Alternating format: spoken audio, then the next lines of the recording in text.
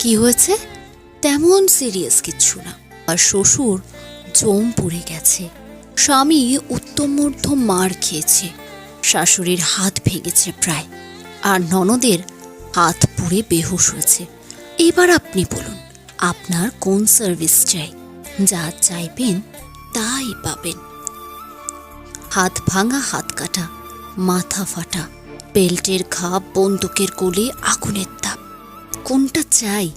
ভালো হয়েছে তুমি নিজেই আমার সামনে চলে এসেছো, তা না হলে তোমাকে আবার খুঁজে বের করতে হতো। দেখুন লেডি লায়ন, আপনার যার শত্রুটা সেটা আমার সাথে। ও এসবের কিছুই জানে না, ওকে নিস্তার দিন প্লিজ। সৃজনের কাতর কণ্ঠে গুরুত্ব না দিয়ে লেডি লায়ন ধীরে ধীরে সিঁড়ি দিয়ে উপরে উঠতে থাকে। নন্দিতা এবার ভালোভাবে লেডি লায়নকে বন্দুক হাতে দেখে আতঙ্কিত ও শিহরিত হয়ে যায়।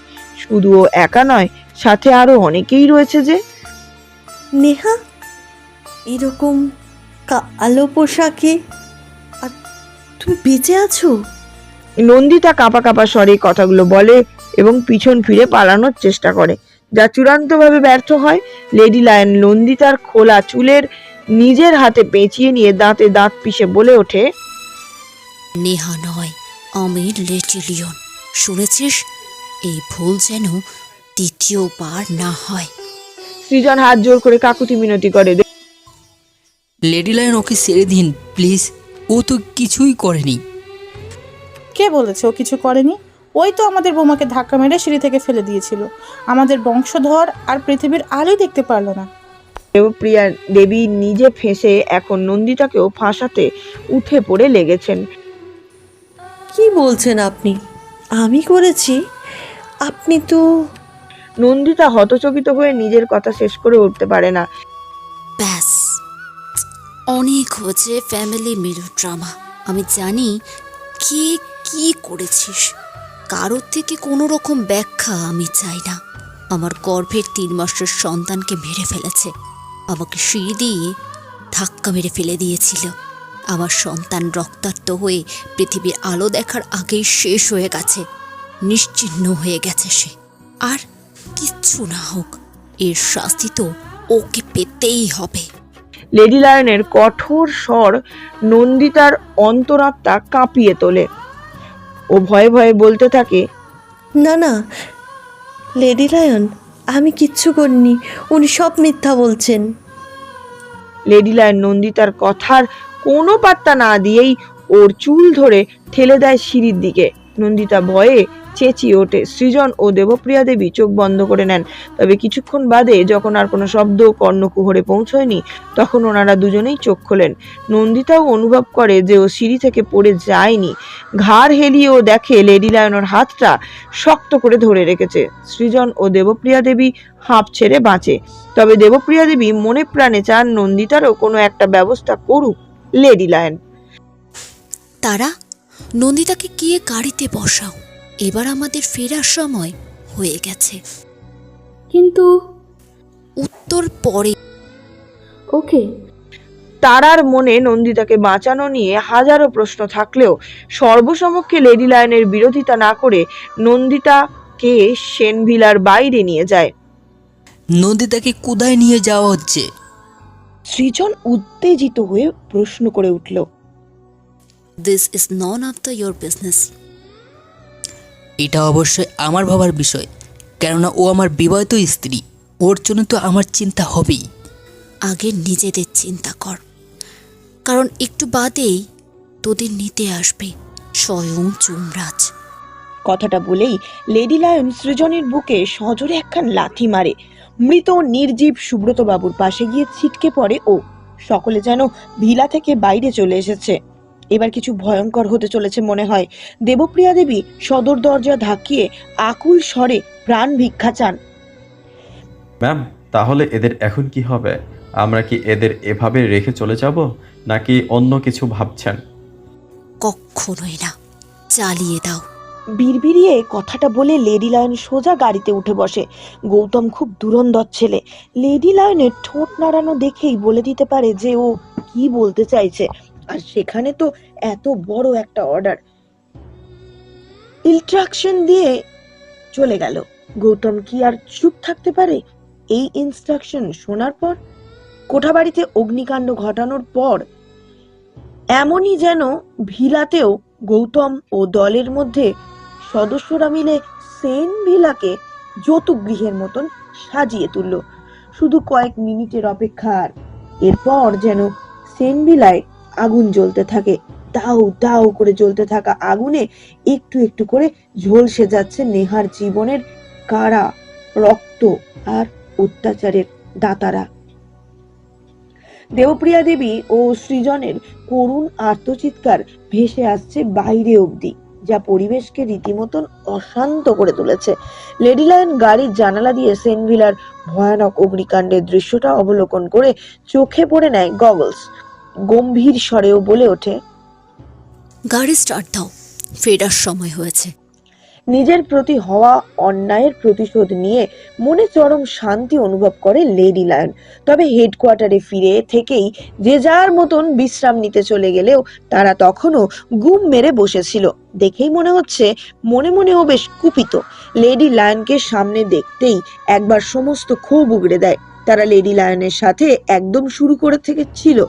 আজ পর্যন্ত ওর নেওয়া প্রতিটা সিদ্ধান্ত পদক্ষেপে আন্তরিকভাবে সহযোগিতা করেছে। সুতরাং কারো লেডি লায়নের সাথে উঁচু গলায় কথা বলার হিম্মত না থাকলেও তারার সেটা আছে। লেডি লায়নকে দেখে তারা রীতিমতন ক্ষোভে ফেটে পড়ে। লেডি লায়ন, আপনি এটা কি করলেন? কেনই বা করলেন? একটা কালসাপকে আমাদের হেডকোয়ার্টারে তুলে নিয়ে চলে এলেন কেন, যেখানে সেই কালসাপের ছোবলে আপনি সন্তান হারাপ হয়ে পড়েছিলেন? মনে হচ্ছে তুমি আমার উপরে এই প্রথম রুষ্ট। আমার কোনো সিদ্ধান্তে কি ভুল হয়েছে? আজ পর্যন্ত তোমার আমার চিন্তাভাবনা তো কখনো আলাদা পথ বেছে নেয়নি। আপনি কেন নন্দিতাকে বাঁচালেন? আর ওকে আমাদের এই সিক্রেট হেডকোয়ার্টারে কেনই বা আনা হলো? ও তো আমাদের হেডকোয়ার্টারটা চিনে নিল না, সিক্রেট বলে তো কিছুই রইল না। নিশ্চয়ই কোনো না কোনো কারণ আছে, তাই নিয়ে এসেছেন। না হলে শুধু শুধু লেডি লায়ন এমন করবেন কেন? তারা গৌতমকে ধমকে ওঠে। তুমি চুপ করো। আমি যা শোনার বা যা জানার সব কিছু লেডি লায়নের মুখ থেকে শুনতে চাই এবং জানতেও চাই। গৌতম মুখে আঙুল রেখে শান্ত বাচ্চা ছেলের মতন দাঁড়ায়। ও কাজও যেমন মন দিয়ে করবে, মজাও করবে মন দিয়ে। সাথে তারাকে ইমপ্রেস করারও প্রচেষ্টা থাকে। লেডি লায়ন, প্রতিশোধ নিতে নেমে আপনি এমন একজন মানুষকে বাঁচিয়ে নিয়ে আসলেন যে আপনার সন্তানের হত্যাকারী। আমার নন্দিতাকে বাঁচানোর একটাই কারণ, আর সেটা হলো নন্দিতা এখন সন্তান সম্ভবা। ও হতে পারে ভ্রূণ হত্যার পাপ করেছে, কিন্তু আমি সেই পাপের বোঝা মাথায় নিতে পারবো না। ও যতই নিষ্ঠুরের মতো আমার সন্তানকে হত্যা করুক না কেন, ওর গর্ভজাত সন্তান তো আর কোনো দোষ করেনি। ওকে শাস্তি দিতে গিয়ে আমি ওর সন্তানকে কষ্ট দিতে পারি না, এটা আবার নীতিবিদ্ধ। দেখলে তারা, আমি বলেছিলাম না, লেডি লায়নের প্রতিটা সিদ্ধান্ত নেওয়ার পেছনে কোনো না কোনো যুক্তি রয়েছে। কারণ ছাড়া কিছুই করেন না উনি। তুমি মিছিমিছি রাগ করছিলে। গৌতম বলে ওঠে, আমাকে ক্ষমা করে দিন লেডি লায়ন, আমি আপনাকে ভুল বুঝেছি। সত্যিই তো, ওর পাপের দায় ওই নিষ্পাপ শিশুটাই কেন পাবে? তারা নিজের ভুল বুঝতে পেরে হাত জোর করে লেডি লায়নের সামনে।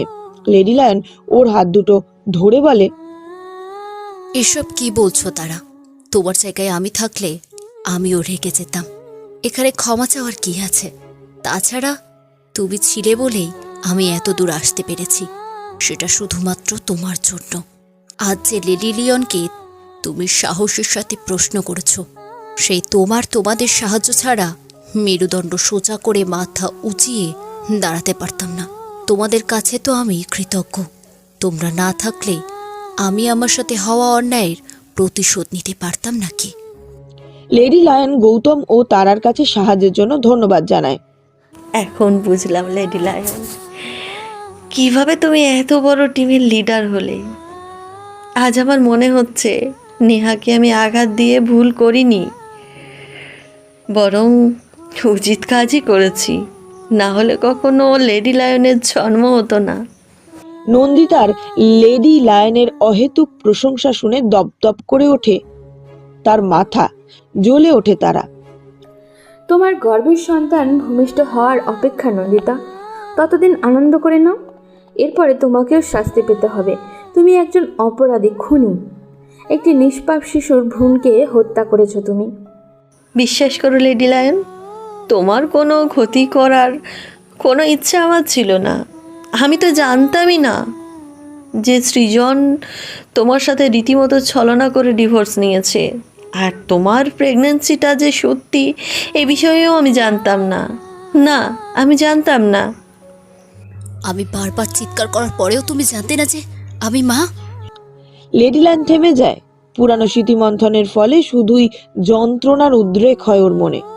না, আমি জানতাম না। আমাদের বিয়ে তোমাদের বিয়ের 1 বছরের মধ্যে হয়েছিল, কিন্তু সৃজন আমাকে নিজের বাড়ি নিয়ে আসতো না কখনো। তারপর যেদিন বাড়িতে কেউ ছিল না, সেদিন আমাকে ওর বাড়িতে নিয়ে গিয়ে সব ঘুরিয়ে দেখাতে নিয়ে গিয়েছিল। আর সেদিনই তুমি আমাকে অন্তরঙ্গ অবস্থায়, আমি যখন তোমার কথা ওকে জিজ্ঞাসা করেছিলাম, তখনও উত্তর দিয়েছিল যে তোমার সাথে নাকি ওর 1.5 বছর আগে বিয়ে হয়েছিল এবং 6 মাস বাদে ডিভোর্সও হয়ে গেছে। তাছাড়া সৃজন আমাকে এটাও বলেছিল যে তুমি নাকি সৃজনের সম্পত্তি দখল করার জন্য মা হওয়ার নাটক করছো। আর যদি তোমার প্রেগনেন্সি সত্যি হয়, তবে তুমি নাকি অন্য কারোর সন্তানকে সুজনের ঘাড়েতে চাপাতে চাইছো। তোমার আর সৃজনের মধ্যে কখনো কোনো স্বামী স্ত্রীর কোনো সম্পর্ক গড়ে ওঠেনি। এইসব শোনার পর তোমার প্রতি আমার মনে ভুল ধারণা জন্মেছিল। তুমি সেদিন পিছন ফেরোনি, তাই হয়তো বুঝতে পারোনি। আমি জাস্ট তোমাকে সিঁড়ি পর্যন্ত নিয়ে গিয়েছিলাম। তারপর হঠাৎ আমাকে সৃজন হ্যাঁচকা টান দিয়ে পিছনে সরিয়ে এনেছিল। আর সেই জায়গায় গিয়ে শাশুড়ি মা তোমাকে ধাক্কা মেরে সিঁড়ি থেকে ফেলে দিয়েছিলেন, যাতে তুমি আর কখনো এই বাচ্চা নিয়ে সেনভিলা সৃজন আর তার সম্পত্তির ওপর কোনো দাবি রাখতে না পারো। তুমি যখন সিঁড়ি থেকে পড়ে গিয়েছিলে, তোমার মারাত্মক ব্লিডিং হচ্ছিল আর তুমি যন্ত্রণায় কাতরাচ্ছিলে, জ্ঞান হারিয়েছিলে। আমি তখনই সত্যিটা বুঝতে পেরেছিলাম যে তুমি প্রেগনেন্ট। খুব কেঁদেছিলাম আমি সেদিন রাতে। নিজেকে খুনি বলে মনে হচ্ছিল তখন। সৃজন আর বাকিরা আমায় বোঝান যে বাচ্চাটা নাকি সৃজনের নয়, তবুও ওই শিশু নিষ্পাপ ছিল, ওর তো কোনো দোষ ছিল না। আমার সেদিনের পর থেকে সত্যি সত্যি নিজেকে খুনি বলে মনে হয়। সেই জন্য তুমি আজ যা শাস্তি দেবে লেডি লায়ন, আমি মাথা পেতে নেব। একজন মায়ের কোল খালি করার জন্য কোনো শাস্তিই উপযুক্ত নয়, এবং শাস্তিদান সেই মায়ের হৃদয়ের যন্ত্রণাকে উপশমিত করতে পারে না। তবুও আত্মতুষ্টির জন্য তুমি আমায় অবশ্যই শাস্তি দিও। আর লেডি লায়ন, আমি আমার কৃতকর্মের জন্য তোমার কাছে ক্ষমা প্রার্থনা করছি, যদিও এই ক্ষমা প্রার্থনা অত্যন্ত নিরর্থক, তবুও ক্ষমা চাইছি। সেদিন আমার সৃজন ও ওর পরিবারের কথার না ভুলে তোমার বক্তব্যটা মন দিয়ে শুনে একজন মানুষ ও নারী হিসেবে ভাবা উচিত ছিল। অন্ততপক্ষে তোমার সন্তানটা তো বেঁচে যেত। নন্দিতা এক নিঃশ্বাসে পুরো বিষয়টা খুলে বলে। সর্বশেষে ও হাত জোর করে লেডি লায়নের কাছে শাস্তি এবং ক্ষমা উভয়ই ভিক্ষা চায়। ওর চোখের কোণে জমে থাকা লবণাক্ত জনকণাগুলো গাল বেয়ে নেমে পড়ে। নন্দিতা নিজের ভুল বুঝতে পেরেছে, যদিও নেহার গর্ভপাতে ওর থেকেও দায় সব থেকে বেশি দেবপ্রিয়া দেবীর ছিল, যিনি ইতিমধ্যেই নিজের কৃতকর্মের ফল ভোগ করে জমালয়ের যাত্রাপথে রওনা দিয়েছেন। একটি নিষ্পাপ শিশুর হত্যার দায় নিজের মাথায় নিয়ে প্রচন্ড অনুশোচনায় নুইয়ে পড়েছে নন্দিতার কাঁধ। মাতৃত্বের মাহাত্ম্য অনুভূতি কারোর বেশি করে মনে নাড়া দিচ্ছে, কেননা আজও নিজেও একজন মা। শান্ত হও নন্দিতা, যা হওয়ার হয়ে গেছে। এখন এসব নিয়ে ভেবে লাভ নেই। যারা অন্যায় করেছে তারা সকলে শাস্তি ভোগ করছে। আমার সাথে যা হয়েছে তার দায় তোমার নয়। তুমি যে ভুল করেছো সেটা যে কোনো সাধারণ মানুষই করতে পারে। কেউ নিজের ভালোবাসার মানুষের কথাকে গুরুত্ব না দিয়ে অন্য কাউকে বিশ্বাস করে না। আমার কাছে এই ভুলের কোনো শাস্তি ধার্য নেই, তবে অনিষ্ট বলে একজন আছেন, যিনি কালেরও কাল, তিনি আমারও ঊর্ধ্বে, আমার বিচারেরও ঊর্ধ্বে। তুমি সত্যিই কোনো ভুল না করে থাকো তবে উনি তোমায় পথ দেখাবেন, আর যদি অন্যায় করে থাকো তাহলে শাস্তিও উনি স্বয়ংই দেবেন। এমনকি আমাকে নিয়ন্ত্রণও উনিই করেন। সর্বশেষে আমার পাপ পুণ্যের হিসেব উনিই করবেন। সুতরাং এসব পুরনো অপ্রিয় কথা না ভেবে নিজেকে কষ্ট দিও না। তোমার অনাগত সন্তানের কথা ভেবে তোমার উচিত ওর জন্য সবসময় সুস্থ এবং হাসি খুশি থাকতে হবে। কিন্তু লেডি লায়ন, আপনি বুঝলেন কি করে যে নন্দিতা প্রেগনেন্ট? ওখানে তো কেউই একবারের জন্য এই কথা তোলেনি, এমনকি সৃজনও না। নন্দিতাকে যখন প্রথম দেখেছিলাম তখন এক হাত দিয়ে চোখে রাগ ছড়াচ্ছিল ঠিকই, কিন্তু অন্য হাত দিয়ে খুব শক্ত করে চেপে ধরে রেখেছিল নিজের পেট। হয়তো প্রেগনেন্সির কারণে ব্যথা করছিল। আমারও হতো, প্রথমে না বুঝলেও পরে ঠিকই বুঝে গিয়েছিলাম। তাছাড়া যখন আমি নন্দিতার দিকে এগিয়ে যাচ্ছিলাম তখন সৃজনের দুই চোখে ভয় নিয়ে নন্দিতার পেটের দিকে তাকিয়ে থাকতে দেখেছিলাম। তখনই সব ক্লিয়ারলি বুঝে গিয়েছিলাম। তুমি ঠিকই বলেছ, আমি 1.5 মাসের প্রেগনেন্ট। নন্দিতা মাথা নাড়িয়ে বলে, রেডি লায়ন, নন্দিতার প্রতি এত সৃজনের যত্ন চিন্তা, তা আপনার প্রতি অন্যথা হলো কেন? গৌতম কনফিউজ হয়ে প্রশ্ন করে। সৃজন কোনো মানুষ নয়, একটা জানোয়ার। আমি ওর মতো শয়তানকে ভালোবেসে ভুল করেছি। নেহার সাথে যা হয়েছে তা আমার সাথেও হতে পারতো যদি না আমার বাবার পলিটিক্যাল পাওয়ার থাকতো। আমার বাবা আমাকে খুব ভালোবাসে। আমার দুঃখ, কষ্ট, চোখের জল একটুও সহ্য করতে পারতো না যদি বাবা ওদের ব্যবসায় সাহায্য করতে না পারে, কোনো ক্ষতি করে। তাই সৃজন সহ বাড়ির প্রত্যেকে সমীহ করে চলতো। না হলে আমিও হয়তো কোনো কোঠিবাড়ির এক কোণায় পড়ে থাকতাম। সেই দিন যে ওরা তোমাকে রংমহলে বিক্রি করে দিয়েছিল এটাও আমি জানতাম না। আমি তো পরে তোমার করা ওই প্রথম খুনের ঘটনাটা নিয়ে যখন নিউজে দেখানো হচ্ছিল তখন জানতে পারলাম। সেজনরা আমাকে বলেছিল তোমাকে তোমার মা বাবার কাছে দিয়ে এসেছে। কথাগুলো বলেই নন্দিতা হাউমাউ করে কেঁদে উঠলো। কাঁদতে কাঁদতে ওর হিচকি উঠে গেছে। লেডি লায়ন নন্দিতাকে ধরে চেয়ারে বসায়। তারা এক গ্লাস জল এনে দেয় ওকে। নন্দিতা অল্প একটু জল খেয়ে নাক টানতে টানতে বলে, আমি যখন সৃজনের স্বরূপ জানতে পেরে গিয়েছিলাম তখন চেয়েছিলাম ওকে ছেড়ে সেনমিলা ছেড়ে চলে যেতে, কিন্তু পারিনি। বাবা নিজের বেআইনি কার্যকলাপ জারি রাখার জন্য সৃজনকে কোনো মতেই হাতছাড়া করতে চাননি। ফলে আমাকেও ওই সম্পর্কে না চাইতেই থাকতে হয়েছে। এখন তুমি সম্পূর্ণ মুক্ত নন্দিতা। তোমার যা ইচ্ছে তাই করতে পারো, যেখানে ইচ্ছে সেখানে যেতে পারো। তোমার বাবার লেডি লায়নকে কথা শেষ করতে না করতেই নন্দিতা হাত জোর করে মিনতি করে, আমি বাবার কাছে যেতে চাই না। আমি চাই না বাবা আমায় আর আমার সন্তানকে কোনো রকম অন্যায় কাজে ব্যবহার করুক। আমায় তোমার কাছে আশ্রয় দাও লেডি লায়ন। আমি তোমার দলের সদস্য হতে চাই। ঠিক আছে, তারা নন্দিতাকে উদ্ধার করা অন্য মেয়েদের সাথে রেখে দাও। যারা অসুস্থ তাদের চিকিৎসা করাও, যারা সন্তান সম্ভব তাদের একত্রে রাখো, আর বাকিদের খুব শীঘ্রই ট্রেনিং দেওয়া শুরু করো। এবার আমরা রাঘব বোয়ালের সাথে লড়াইয়ে নামবো। অতীত থেকে সব সময়ের প্রত্যাবর্তন ঘটে বর্তমানে। এরপর আজ 8 মাস হয়ে গেছে। কলকাতার কোনায় কোনায় নানান রকমের কার্যকলাপ কারাটেড মানুষগুলো প্রচুর অতিষ্ঠ। সেসব আমার আদেশেই আমার দলের সদস্যরাই করছে। আমার কাছে আর কিছুই বলার নেই জজ সাহেব। আমি কোনো সন্ত্রাসী নই যে স্কুল, বাস, প্লেন হাইজ্যাক করে জোর জবরদস্তি দাবি মানাতে বাধ্য করেছি। আমি কোনো সন্ত্রাসীও নই যে কোনো শপিং মল, পার্ক, জনবহুল স্থানে বোমা বিস্ফোরণ করিয়েছি। আমি কোনো drug mafia, organ mafia, began mafia কিংবা বেআইনি অস্ত্র পাচারকারীও নই। আমি শুধু যে বা যারা অন্যায় করে তাদের প্রথমে সাবধান করি, তারপর শাস্তি দিই। আমি আমার দিক থেকে সম্পূর্ণ স্বচ্ছ এবং পরিষ্কার। এবার আপনি যা রায় দেবেন আমি তা মাথা পেতে নেব জজ সাহেব। লেডি লায়ন নিজের বক্তব্য পেশ করে বাদীপক্ষের উকিল সাহেবরা বলে, আমারও আর কিছু বলার নেই ধর্মাবতার। আমি এবং আমার ক্লায়েন্ট ন্যায়ের সংবিধান ও আইনকে যথেষ্ট সম্মান করি, তাই কোনো কিছু মিথ্যার মোড়কে আড়াল করে সত্যি প্রমাণ করার প্রচেষ্টা করিনি।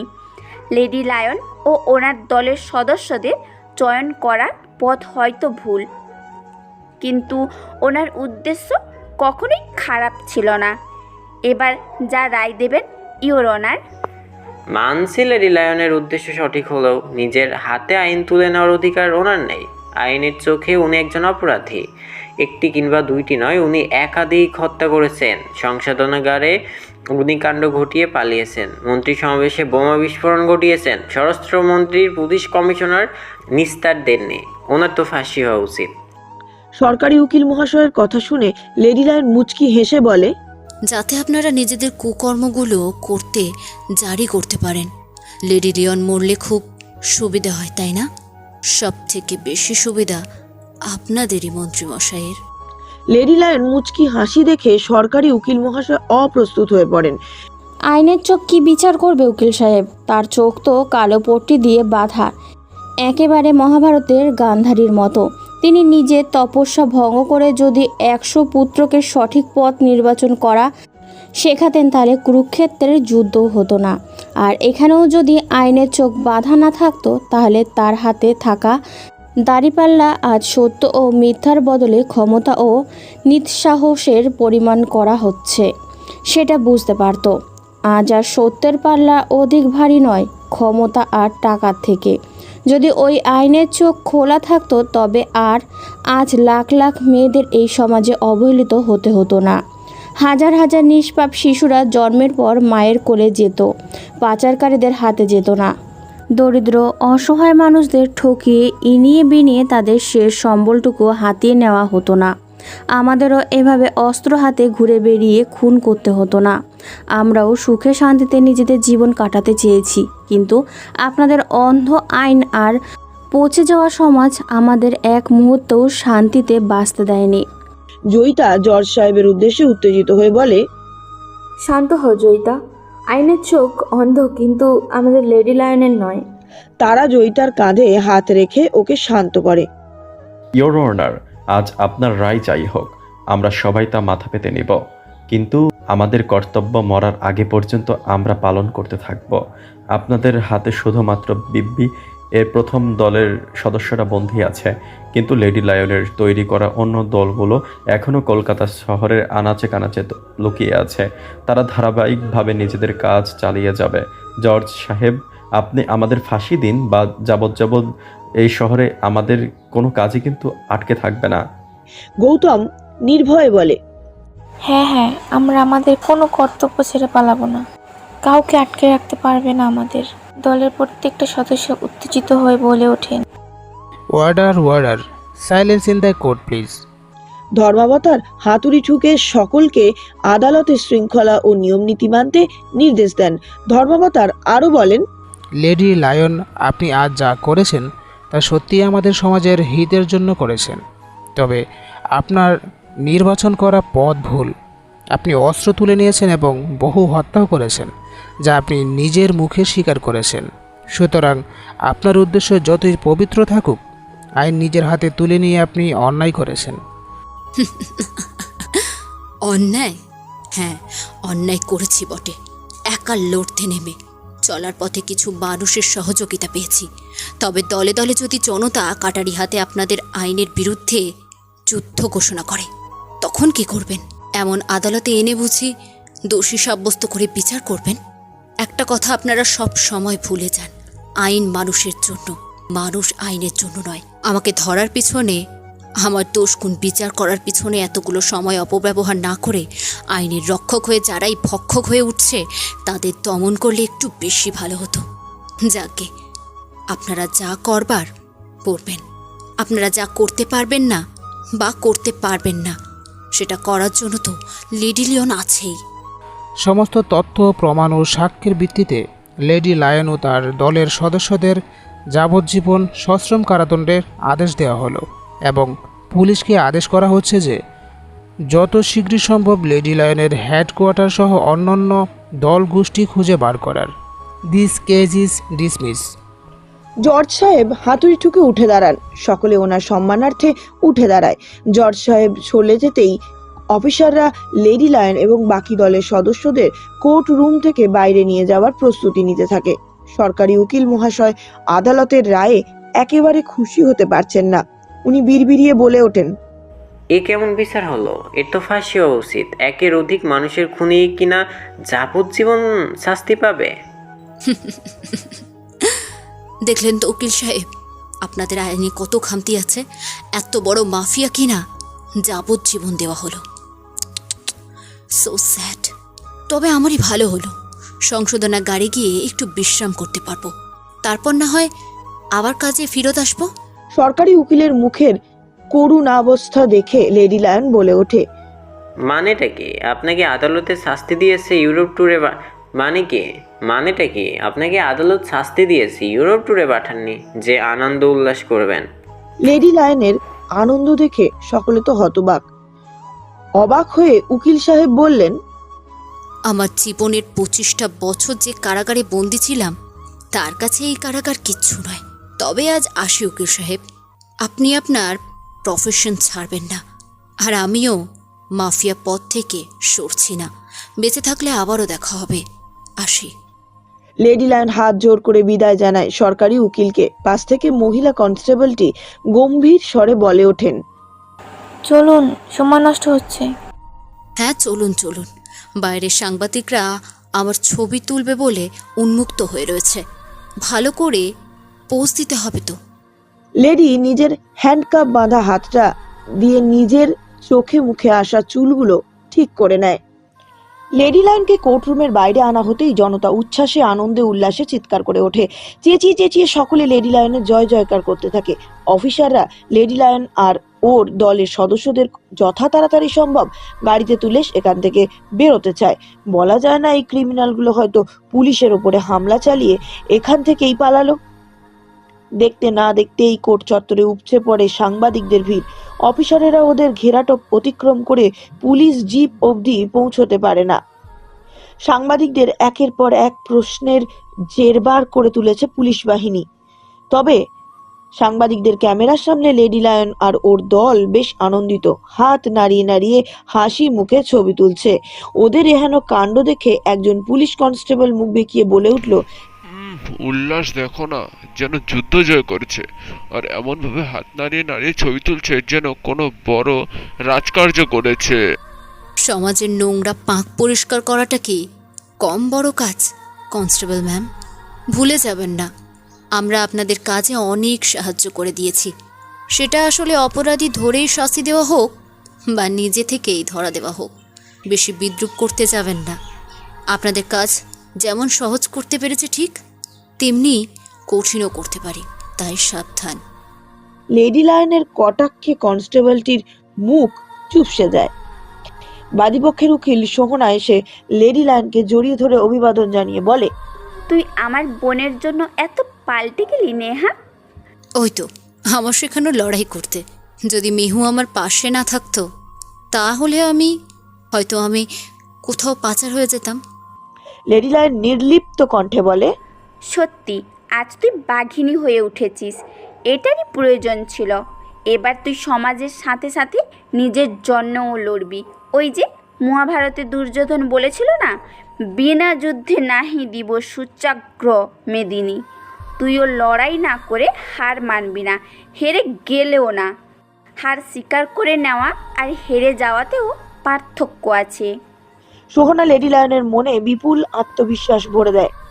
সাংবাদিকরা এগিয়ে আসে লেডি লায়নকে প্রশ্ন করতে। প্রথম প্রশ্ন আসে লেডি লায়নের কাছে, আপনি এত বড় মাফিয়া, আপনার কাছে লোকবলও আছে, তবুও আপনি নিজে পুলিশের কাছে ধরা দিলেন না কেন? এরপরে পুলিশ কাস্টাডি থেকেও আপনি পালিয়ে যেতে পারতেন, তবুও আপনি পালালেন না। শান্ত হয়ে আদালতের সমস্ত হিয়ারিং অ্যাটেন্ড করলেন কেন? এখন আবার আদালতের রায় মাথা পেতে মেনে নিতে সংশোধনাগারে যাচ্ছেন শাস্তি ভোগ করতে। আপনার প্রশ্ন যুক্তিযুক্ত, এমন প্রশ্ন তো আমার দলের সদস্যদের মনেও বাসা বেঁধে আছে। তাহলে উত্তরটা সর্বসমক্ষেই দিয়ে দিই। আমি কোনো ঘৃণিত অপরাধ বা ক্ষমার অযোগ্য অন্যায় করিনি যে আমায় নিজের কাজ লুকিয়ে করতে হবে। আমি যা করেছি তা সমাজের হিতের কারণে করেছি। হতে পারে আমার পদ্ধতি, আমার নির্বাচিত পথটা ভুল, কিন্তু আমি ঠিক, আমার কর্ম ঠিক, আর আমার উদ্দেশ্যও সঠিক। সুতরাং আর কোনো লুকোচুরি না। এবার যা হবে সামনাসামনি হবে।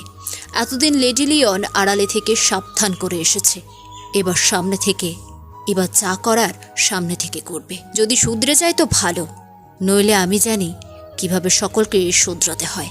আপাতত সংশোধনাগারে ছুটি কাটাতে যাচ্ছি, ফিরে এসে বাকি কাজে হাত দেব।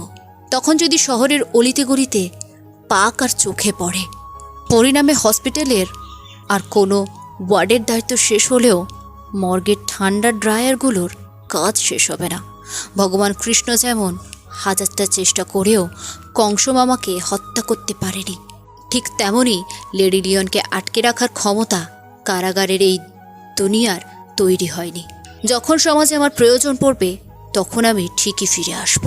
কোনো কারাগার, কোনো শিকল আমায় বেঁধে রাখতে পারবে না। আপনি কি তাহলে আপনাদের শাস্তির মেয়াদ শেষ হওয়ার আগেই সংশোধনাগার থেকে বেরিয়ে আসবেন?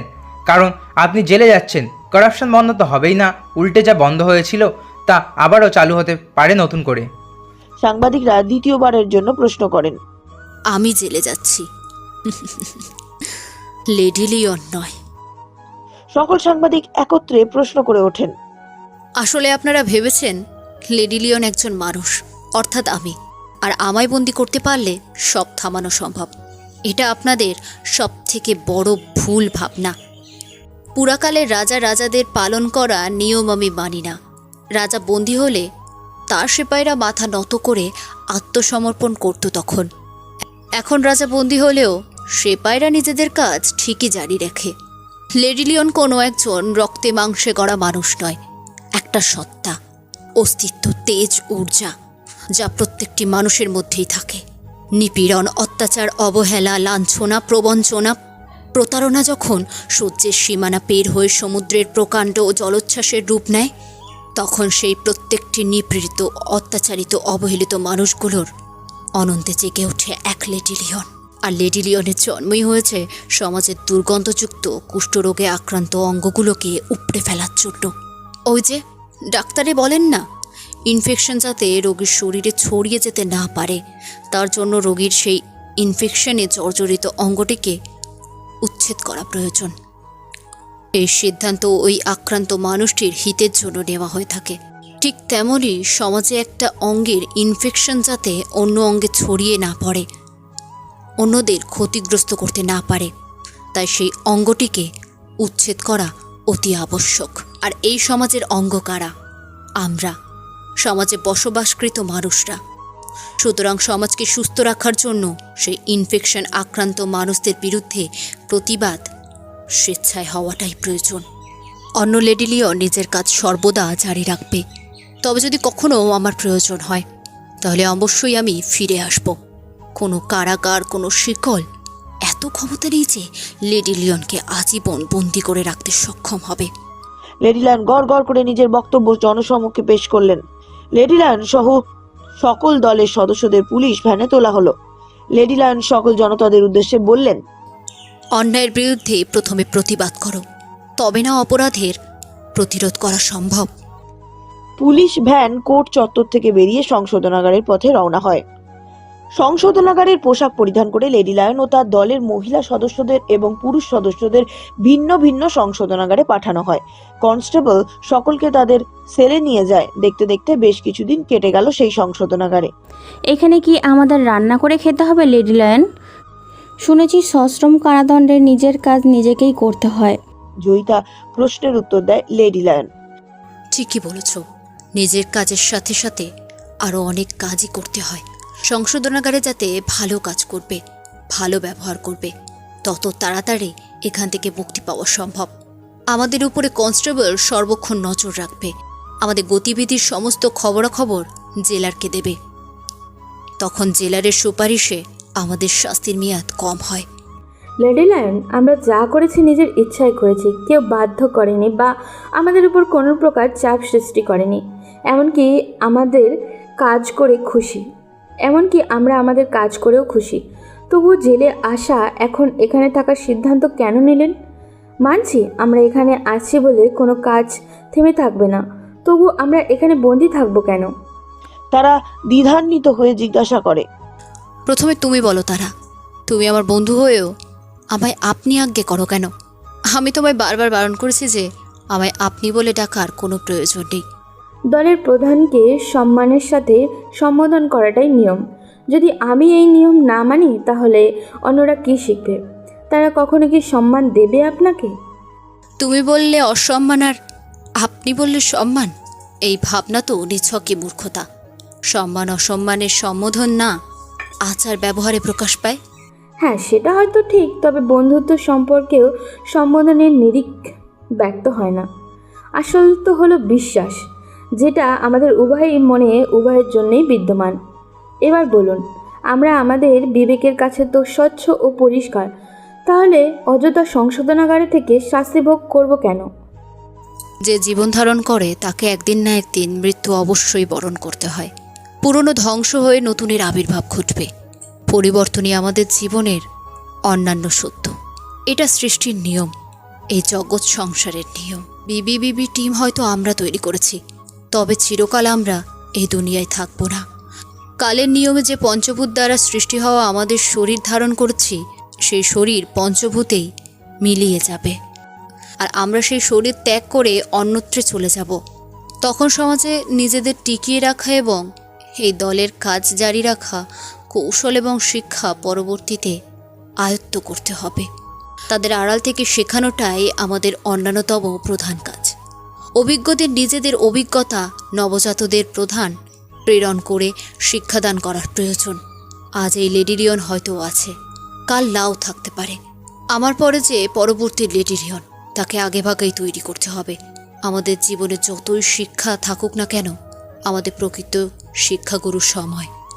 জীবনের দুঃখ, ক্ষত, তিক্ত স্মৃতি সমস্ত নিরাময় করে এই প্রত্যেকটি মানুষেরই পরিবেশের সাথে মানিয়ে নিয়ে গড়ে পিঠে তুলে। আপাতত সমাজে বিবি টিমের আমাদের আর প্রয়োজন নেই, কিন্তু যেদিন যে সময় আমাদের প্রয়োজন পড়বে, সেদিন কোনো কারাগার, কোনো শিকল আমাদের আটকে রাখতে পারবে না। সব বাঁধন ছিন্ন করে বেরিয়ে পড়ব নতুন উদ্দেশ্য পূরণ করতে। লেডি লায়নের কথা শেষ হতেই একজন কনস্টেবল ওদের সেলের কাছে গিয়ে বলে, লেডি লায়ন, আপনার সাথে একজন দেখা করতে এসেছে। শুধু আমার সাথে, আর কারোর সাথে নয়? লেডি লায়ন জিজ্ঞাসা করে। হ্যাঁ, তারাও জয়িতার সাথে দেখা করতে চেয়েছিল, তবে একের অধিক কয়েকদিন সাথে। আচ্ছা, সমস্যা হলে এখান থেকে চলে যাই। সংশোধনাগারের বাইরে এমন কোনো নিয়ম নেই। তবে একের অধিক কয়েকদিন সাথে হুমকি দেওয়ার প্রয়োজন নেই, তিনজনেই চলুন। কনস্টেবলটি নাক মুখ কুচকে বলে, লেডি লায়ন জয়িতা আর তারাকে দেখা করতে আসলে তিনজনের মুখ থেকে একটাই নাম বেরিয়ে আসে। নীলা, তুমি? কি ব্যাপার? ওদিকে সব ঠিকঠাক আছে তো? নীলা দলের অন্যতম প্রধান সদস্য, একে ছাড়া গোটা টিমটা প্রায় অসম্পূর্ণ। টিমে তো কোনো সমস্যা হয়নি ম্যাম, তবে অন্য একটা সমস্যা দেখা গেছে। তারা প্রশ্ন করে, কি সমস্যা? নন্দিতার বাবা পলিটিশিয়ান নন্দপাল সামাদ্দার ওনার মেয়েকে ফেরত চাইছেন। এটা তো গত 8 মাসে রোজকার ঘটনা, নতুন কিছু বলো। জয়িতা বলে, টিভিতে আর নিউজ পেপারে আপনাদের শাস্তি হওয়ার খবর পেয়ে হঠাৎ করে প্রচণ্ড উত্তেজিত হয়ে পড়েছিল। তারপর ওর লেবার পেইন শুরু হয়েছিল। আমি আর প্রিয় মুখে হুড়োহুড়ি করে হাসপাতালে নিয়ে যাই। নন্দিতা আর ওর বিবি কেমন আছে? নন্দিতা একটা মেয়ের জন্ম দিয়েছে ম্যাম, তবে ওর অবস্থা ভালো নেই। ও বারবার আপনার সাথে দেখা করতে চাইছে। কিন্তু আমি ওর সাথে কিভাবে দেখা করব? এটা তো অসম্ভব। লেডি লায়ন চিন্তিত হয়ে পড়ে। প্রিয়ম আগায় ভিডিওগুলো বল করছে ম্যাস, আপনি এখান থেকেই কথা বলুন। ডক্টর নার্সদের প্রিয়ম কনভিন্স করে নিয়েছে। ওকে দাও। লেডি লায়নের হাতে নীলা নিজের ফোনটা তুলে দেয়। ভিডিও কল রিসিভ করে লেডি লায়ন দেখতে পায় প্রিয়মকে। ও একটা সাদা তোয়ালে জড়ানো একটা ফুটফুটে বাচ্চাকে দেখিয়ে বলে, দেখুন লেডি লায়ন, নন্দিতার কি সুন্দর একটা ফুটফুটে ফুলের মতো মেয়ে হচ্ছে, একদম যেন ফুলপরি। অপলক দৃষ্টিতে লেডি লায়ন সদ্যজাত শিশুটিকে দেখতে থাকে। ওর চোখ থেকে এক ফোঁটাও নোনা জল খসে পড়ে ফোনের স্ক্রিনে। যদি সেদিন ওর গর্ভপাত না হতো, তাহলে ও নিজেও এমন একটা ফুটফুটে সন্তানের জন্ম দিতে পারত। কিন্তু মা ডাক শোনার আগেই মাতৃত্বের স্বাদ থেকে সে বঞ্চিত হয়ে পড়েছিল। সমস্ত সময় ধরে ক্ষত মুছে দিলেও সন্তানহারা মায়ের এই দুঃখকে কিছুতেই মোচন করা যায়নি। হতে পারে অন্যান্য কাজ ও দায়িত্ববোধের নিচে মাঝে মধ্যেই চাপা পড়ে গেছিল লেডি লায়নের মাতৃত্ব। তবে নন্দিতার সন্তানকে দেখে আবারও ওর মাতৃত্ব হাহাকার করতে শুরু করে। ওর শুধু মনে হয় যদি বাচ্চাটাকে একটু ছুঁতে পারতো, একটু কোলে নিতে পারতো। নিজের অজান্তেই জল টলমল চোখে লেডি লায়ন ফোনের স্ক্রিনে আঙুল বোলাতে থাকে। নিজেকে সামলান লেডি লায়ন। তারা লেডি লায়নকে শক্ত হতে বলে। ও চটজলদি নিজের চোখের জল মুছে জিজ্ঞাসা করে, নন্দিতা কোথায় প্রিয়ম? কেমন আছে? ভালো আছে তো? না ম্যাম, বাচ্চা সম্পূর্ণ সুস্থ, কিন্তু নন্দিতার ফিজিক্যাল কন্ডিশনের খুব একদম ভালো নয়। আমি জানি না কি হবে। নন্দিতার ইন্টারনাল ব্লিডিং হচ্ছে। এখন ওকে আইসিইউতে রাখা হয়েছে। ডক্টর তো বলেছেন এখন সবকিছু ঈশ্বরের হাতে। এমন সময় একটা তীক্ষ্ণ কণ্ঠস্বর ভেসে আসে। এবার লেডি লায়নের সাথে দেখা করতে চাইছেন।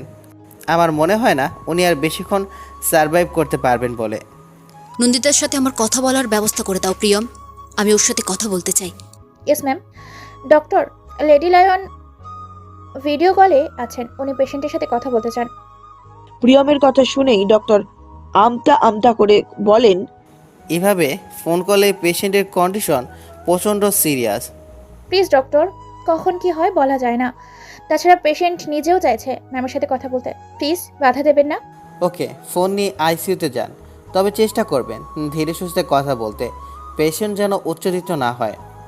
আমি কথা দিচ্ছি ডক্টর, পেশেন্ট উত্তেজিত হয় এমন কোনো কথা আমি বলবো না। যদি পরিস্থিতিতে এমন হয় তাহলে আমি কল ডিসকানেক্ট করে দেব। ফোনের অপর পাশ থেকে লেডি লায়ন আশ্বাস দেয়। আইসিইউ এর দরজা ঠেলে ভিতরে প্রবেশ করে প্রিয়ম। বিভিন্ন মেডিকেলের সাপোর্টের মধ্যখানে জরাজীর্ণের ন্যায় শুয়ে আছে নন্দিতা। ওর মুখে অক্সিজেন মাস্ক, ডান হাতে স্যালাইনের চ্যানেল আর বাম হাতে হার্টবিট মনিটরিং ক্যানেল করানো। পরনে হাসপাতালের নীলাভ পোশাক, কোমর পর্যন্ত ঢাকা সাদা চাদর। নন্দিতা, তোমার সাথে লেডি লায়ন কথা বলতে চান। প্রিয়মের কণ্ঠস্বর কানে ঠেকতেই পিটপিটিয়ে চোখ খোলে নন্দিতা। একেবারে বিবর্ণতা মলিনতায় ছেয়ে গেছে ওর মুখটা। নন্দিতা ঠোঁট নাড়িয়ে ক্ষীণ স্বরে জিজ্ঞাসা করে, লেডি লায়ন এসেছে? না, উনি সংশোধনাগারে আছেন। ওনার সশ্রম কারাদণ্ডে শাস্তি হয়েছে। তবে উনি তোমার সাথে ভিডিও কলে ঠিকই কথা বলবেন। এই দেখো। প্রিয়ম ফোন উঁচিয়ে ধরে দুর্বল নন্দিতার সামনে। লেডি লায়ন ও নন্দিতা পরস্পরকে ভিডিও কলের মাধ্যমে চাক্ষুষ করতে সক্ষম হচ্ছে। কেমন আছো নন্দিতা? তোমায় আমি বারবার বলেছি অযথা উত্তেজিত হবে না, তবুও তুমি উত্তেজিত হয়ে পড়ো কেন? আমি বা আমার দল যে কাজ করে বেড়াই, এতে যে এখনও আমাদের শ্যুট করা হয়নি এটাই অনেক। পুলিশ গ্রেফতার করে কাস্টাডিতে রেখেছিল, তারপর কোর্টে প্রডিউস করেছে, আদালত শাস্তি দিয়েছে, সংশোধনাগারে পাঠিয়েছে। আমাদের এর থেকে আর কত ভালো আশা করো তুমি? তোমার বা তোমাদের প্রয়োজন আমার সন্তানের। এখন ওর রক্ষা, পালন, প্রথা, শিক্ষায় সব কিছুর ভার তোমাদের। তোমাদের মানে? আমাদের এত সময় আছে নাকি যে তোমার মেয়েকে মানুষ করব? তোমার মেয়ের কাজ তোমাকেই করতে হবে। বিশ্রাম নাও, ওষুধ খাও, তুমি ঠিক হয়ে যাবে, তাড়াতাড়ি সুস্থ হয়ে উঠবে। সেটা আর সম্ভব নয়। আমি আর কিছুক্ষণের অতিথি মাত্র এই পৃথিবীতে। এসব হয়তো পাপের শাস্তি। নন্দিতা চুপ করো, এসব কথা বলার সময় নয়। এখনই উপযুক্ত সময়। আমি আমার সন্তানকে তোমার হাতে তুলে দিয়ে যাচ্ছি। ওকে একটু দেখে রেখো লেডি লায়ন। মা হয়ে ওকে বুকে হাঁকলে রেখো। তোমাকে যদি ও মা বলে ডাকে তবে আমার মনে হবে আমাকে মা বলে ডাকছে। এমনিতেও তোমার সন্তানের মৃত্যুর পিছনে আমার কিছুটা হলেও ভূমিকা ছিল। তাই হয়তো আমার সন্তানের মুখ থেকে আমাকে মা ডাকটা শোনার সৌভাগ্যটুকু ভগবান আমার থেকে কেড়ে নিলেন।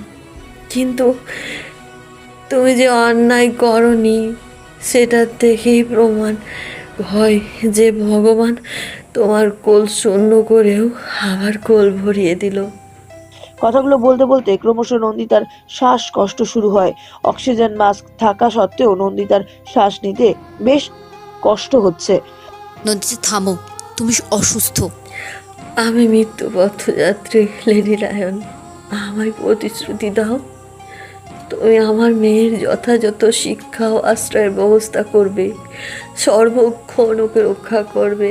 সেন পরিবার ধ্বংস হয়ে যাওয়ার পর আমার বাবা বহুবার চেষ্টা করেছে তোমার কাছ থেকে নিয়ে যাওয়ার, তবে আমি আর তুমি থাকাকালীন সে পারেনি। কিন্তু এখন তুমি নেই, আর আমি বেশিক্ষণ থাকবো না। আমার সন্তানকে বাবার অধিকারের জন্য সম্পর্কের অজুহাতে নিজের কাছে নিয়ে যাওয়ার চেষ্টা করবে, কিন্তু তুমি প্লিজ ওটা হতে দিও না। বাবা আমার সন্তানের ব্রেন ওয়াশ করে নিজের মতো অর্থলোভী সুবিধাভোগী পিশাচে পরিণত করবে। সত্যিকারের মানুষ আর হতে দেবে না ওকে।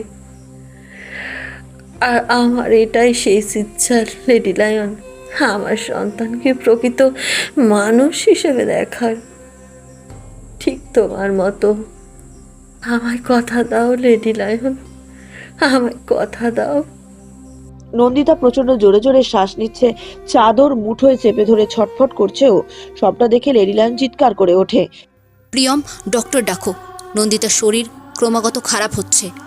প্রিয়ম আইসিইউ থেকে বেরোতে গেলে নন্দিতা ওর হাত চেপে ধরে লেডি লায়নকে বলতে থাকে, লেডি লায়ন আমায় কথা দাও, ডাক্তার বা ভগবান কেউই আমায় সেটা দিতে পারবে না যেটা আমি চাই। লেডি লায়ন, একটা মৃত্যু পথযাত্রী তোমার কাছে প্রতিশ্রুতি চাইছে, তুমি প্রতিশ্রুতি দাও। ধীরে ধীরে নন্দিতার শারীরিক অবস্থা একটু একটু করে খারাপের পথে এগোচ্ছে, আর নন্দিতা প্রিয়মের হাতও ছাড়ছে না।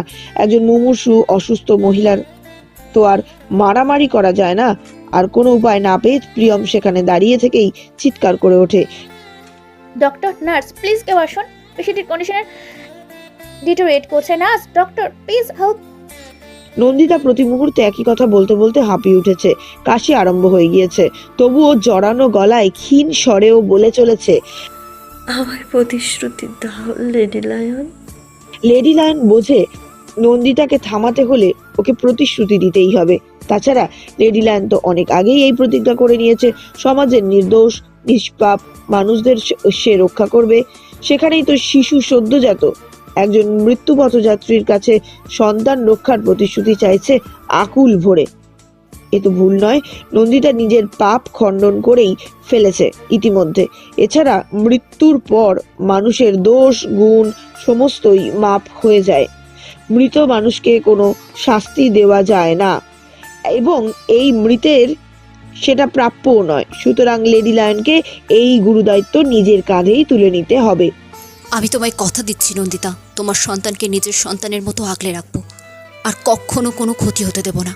আর তোমার বাবা ও অন্যান্য বাহিক দুনিয়ার বিপদ থেকে সদা সর্বদা রক্ষা করব। লেডি লিওন নিজের জীবন দিয়ে হলেও এই প্রতিশ্রুতি রক্ষা করবে। তুমি এখন দয়া করে শান্ত হও। লেডি লায়নের প্রতিশ্রুতি পেয়ে স্বর্গীয় শান্তি অনুভব করে নন্দিতা। বুকের ভেতরটা যেন শীতল ছোঁয়া পেল, ঠোঁটে ফুটে উঠল তৃপ্তির হাসি।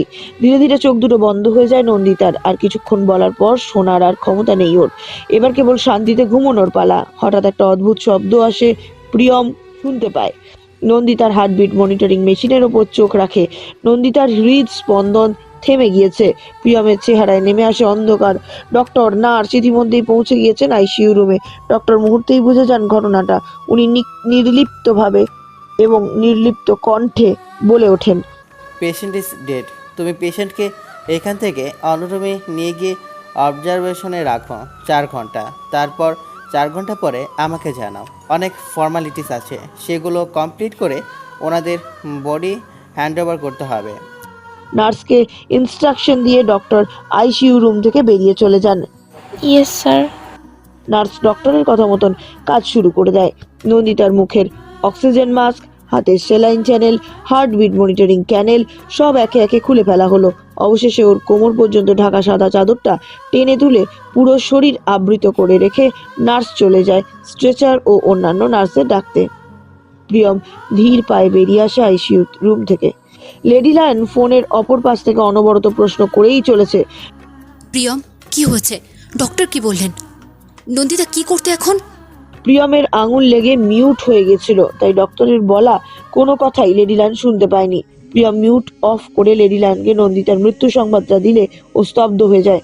নন্দিতার যে মৃত্যু পথযাত্রী এটা ও বুঝেছিল, তবুও এই খবরটা যেন আশা করেনি। হাত বাড়িয়ে লেডি লায়ন ফোনটা তারার হাতে দিয়ে দেয়। লেডি লায়ন বসে এবং মনে মনে ভাবে, আবারও নিজের চোখের সামনে একজন নির্দোষের মৃত্যু দেখলাম, যার জন্য আমি একেবারেই প্রস্তুত ছিলাম না। আর কত কিছু দেখব, আর কত কি চেষ্টা করতে হবে আমায়। এরপর লেডি লায়ন তার 2 হাত দিয়ে নিজের মুখ ঢেকে মাথা নিচু করে বসে থাকে। দীর্ঘ 4 ঘন্টা বাদে ডক্টর নন্দিতার বডিকে অবজারভেশনে রাখার পর ডেথ সার্টিফিকেট তাতে সাইন করে নন্দিতার ডেথ সার্টিফিকেট রিলিজ করে দেয়। ম্যাম, নন্দিতার বাবাকে খবর দেওয়া হয়েছে, কিন্তু উনি কোনো উত্তর করছেন না। হ্যাঁ, নন্দিতাকে উদ্ধারের পরও যখন ওর বাবাকে জানানো হলো, তখন ওর বাবার কোনো হেলদোল ছিল না। তাহলে শেষবারের মতো একবারও নিজের মৃত মেয়েকে দেখবে না? না, কেউ দেখতে আসবে না আর কেউ নিতেও আসবে না। নন্দিতার বাবা নন্দিতাকে যতই ভালোবাসুক, এখন নন্দিতাকে তো লেডি লিওন ছুটছে কি না, তাই আমাদের সাথে সাথে নন্দিতাও অস্পৃশ্য হয়ে গেছে। যতই হোক আমরা খুনি, ক্রিমিনাল, আমাদের কাছ থেকে কি আর নিজেদের মেয়েকে ফেরত নিতে আসবে, তাও মৃতদেহ? তাহলে এখন কি করব ম্যাম? কি আর করব, নন্দিতার শেষকৃত্য আমরাই সম্পূর্ণ করব। লেডি লায়ন ও তার টিম মেম্বাররা ইলেকট্রিক চুল্লিতে নন্দিতার দাহ কার্য সম্পন্ন করার পর তার অস্থি গঙ্গা জলে বিসর্জন দিয়ে নন্দিতার শেষকৃত্য সম্পন্ন করে। এই ঘটনার বেশ কিছুদিন পর নন্দিতার মেয়েকে কেউ সামলাতে পারছে না। বাচ্চা মেয়েটা খালি চিৎকার করে কেঁদেই চলেছে, না খাচ্ছে না ঘুমাচ্ছে।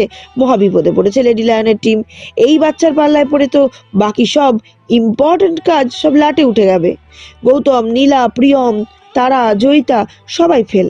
সবশেষে শিশুকন্যাটি লেডি লায়নের কোলে গিয়ে নিশ্চুপ হলো।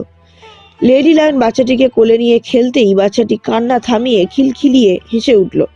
জয়িতা আশ্চর্য স্বরে বললেন, সিরিয়াসলি, হাউ ইট পসিবল? এই বাচ্চা মেয়েটা লেডি লায়নকেই নিজের মা বলে ভেবে নিয়েছে, তাই লেডি লায়নের কোলে যেতেই কেমন চুপ হয়ে গেল। হ্যাঁ, আমরা এতক্ষণ এত চেষ্টা করেও পারলাম না চুপ করাতে, আর লেডি লায়ন একবার কোলে নিয়েই বাজিমাত করে দিলেন। লেডি লায়ন বাচ্চাটিকে কোলে নিয়ে খেলতে খেলতে মনে মনে বলে, আমিও তো চেয়েছিলাম যে আমারও সন্তান আসবে এই পৃথিবীতে, তার সাথে ঠিক এমনভাবেই খেলবো, কোলে নিয়ে তাকে আদর করব, হাসবো, আনন্দ করব। তাচ্ছিল্যের হাসি হাসে, কিন্তু তার হলো কই? ভাগ্যের কি পরিহাস, অতই না সুন্দর নিয়তি।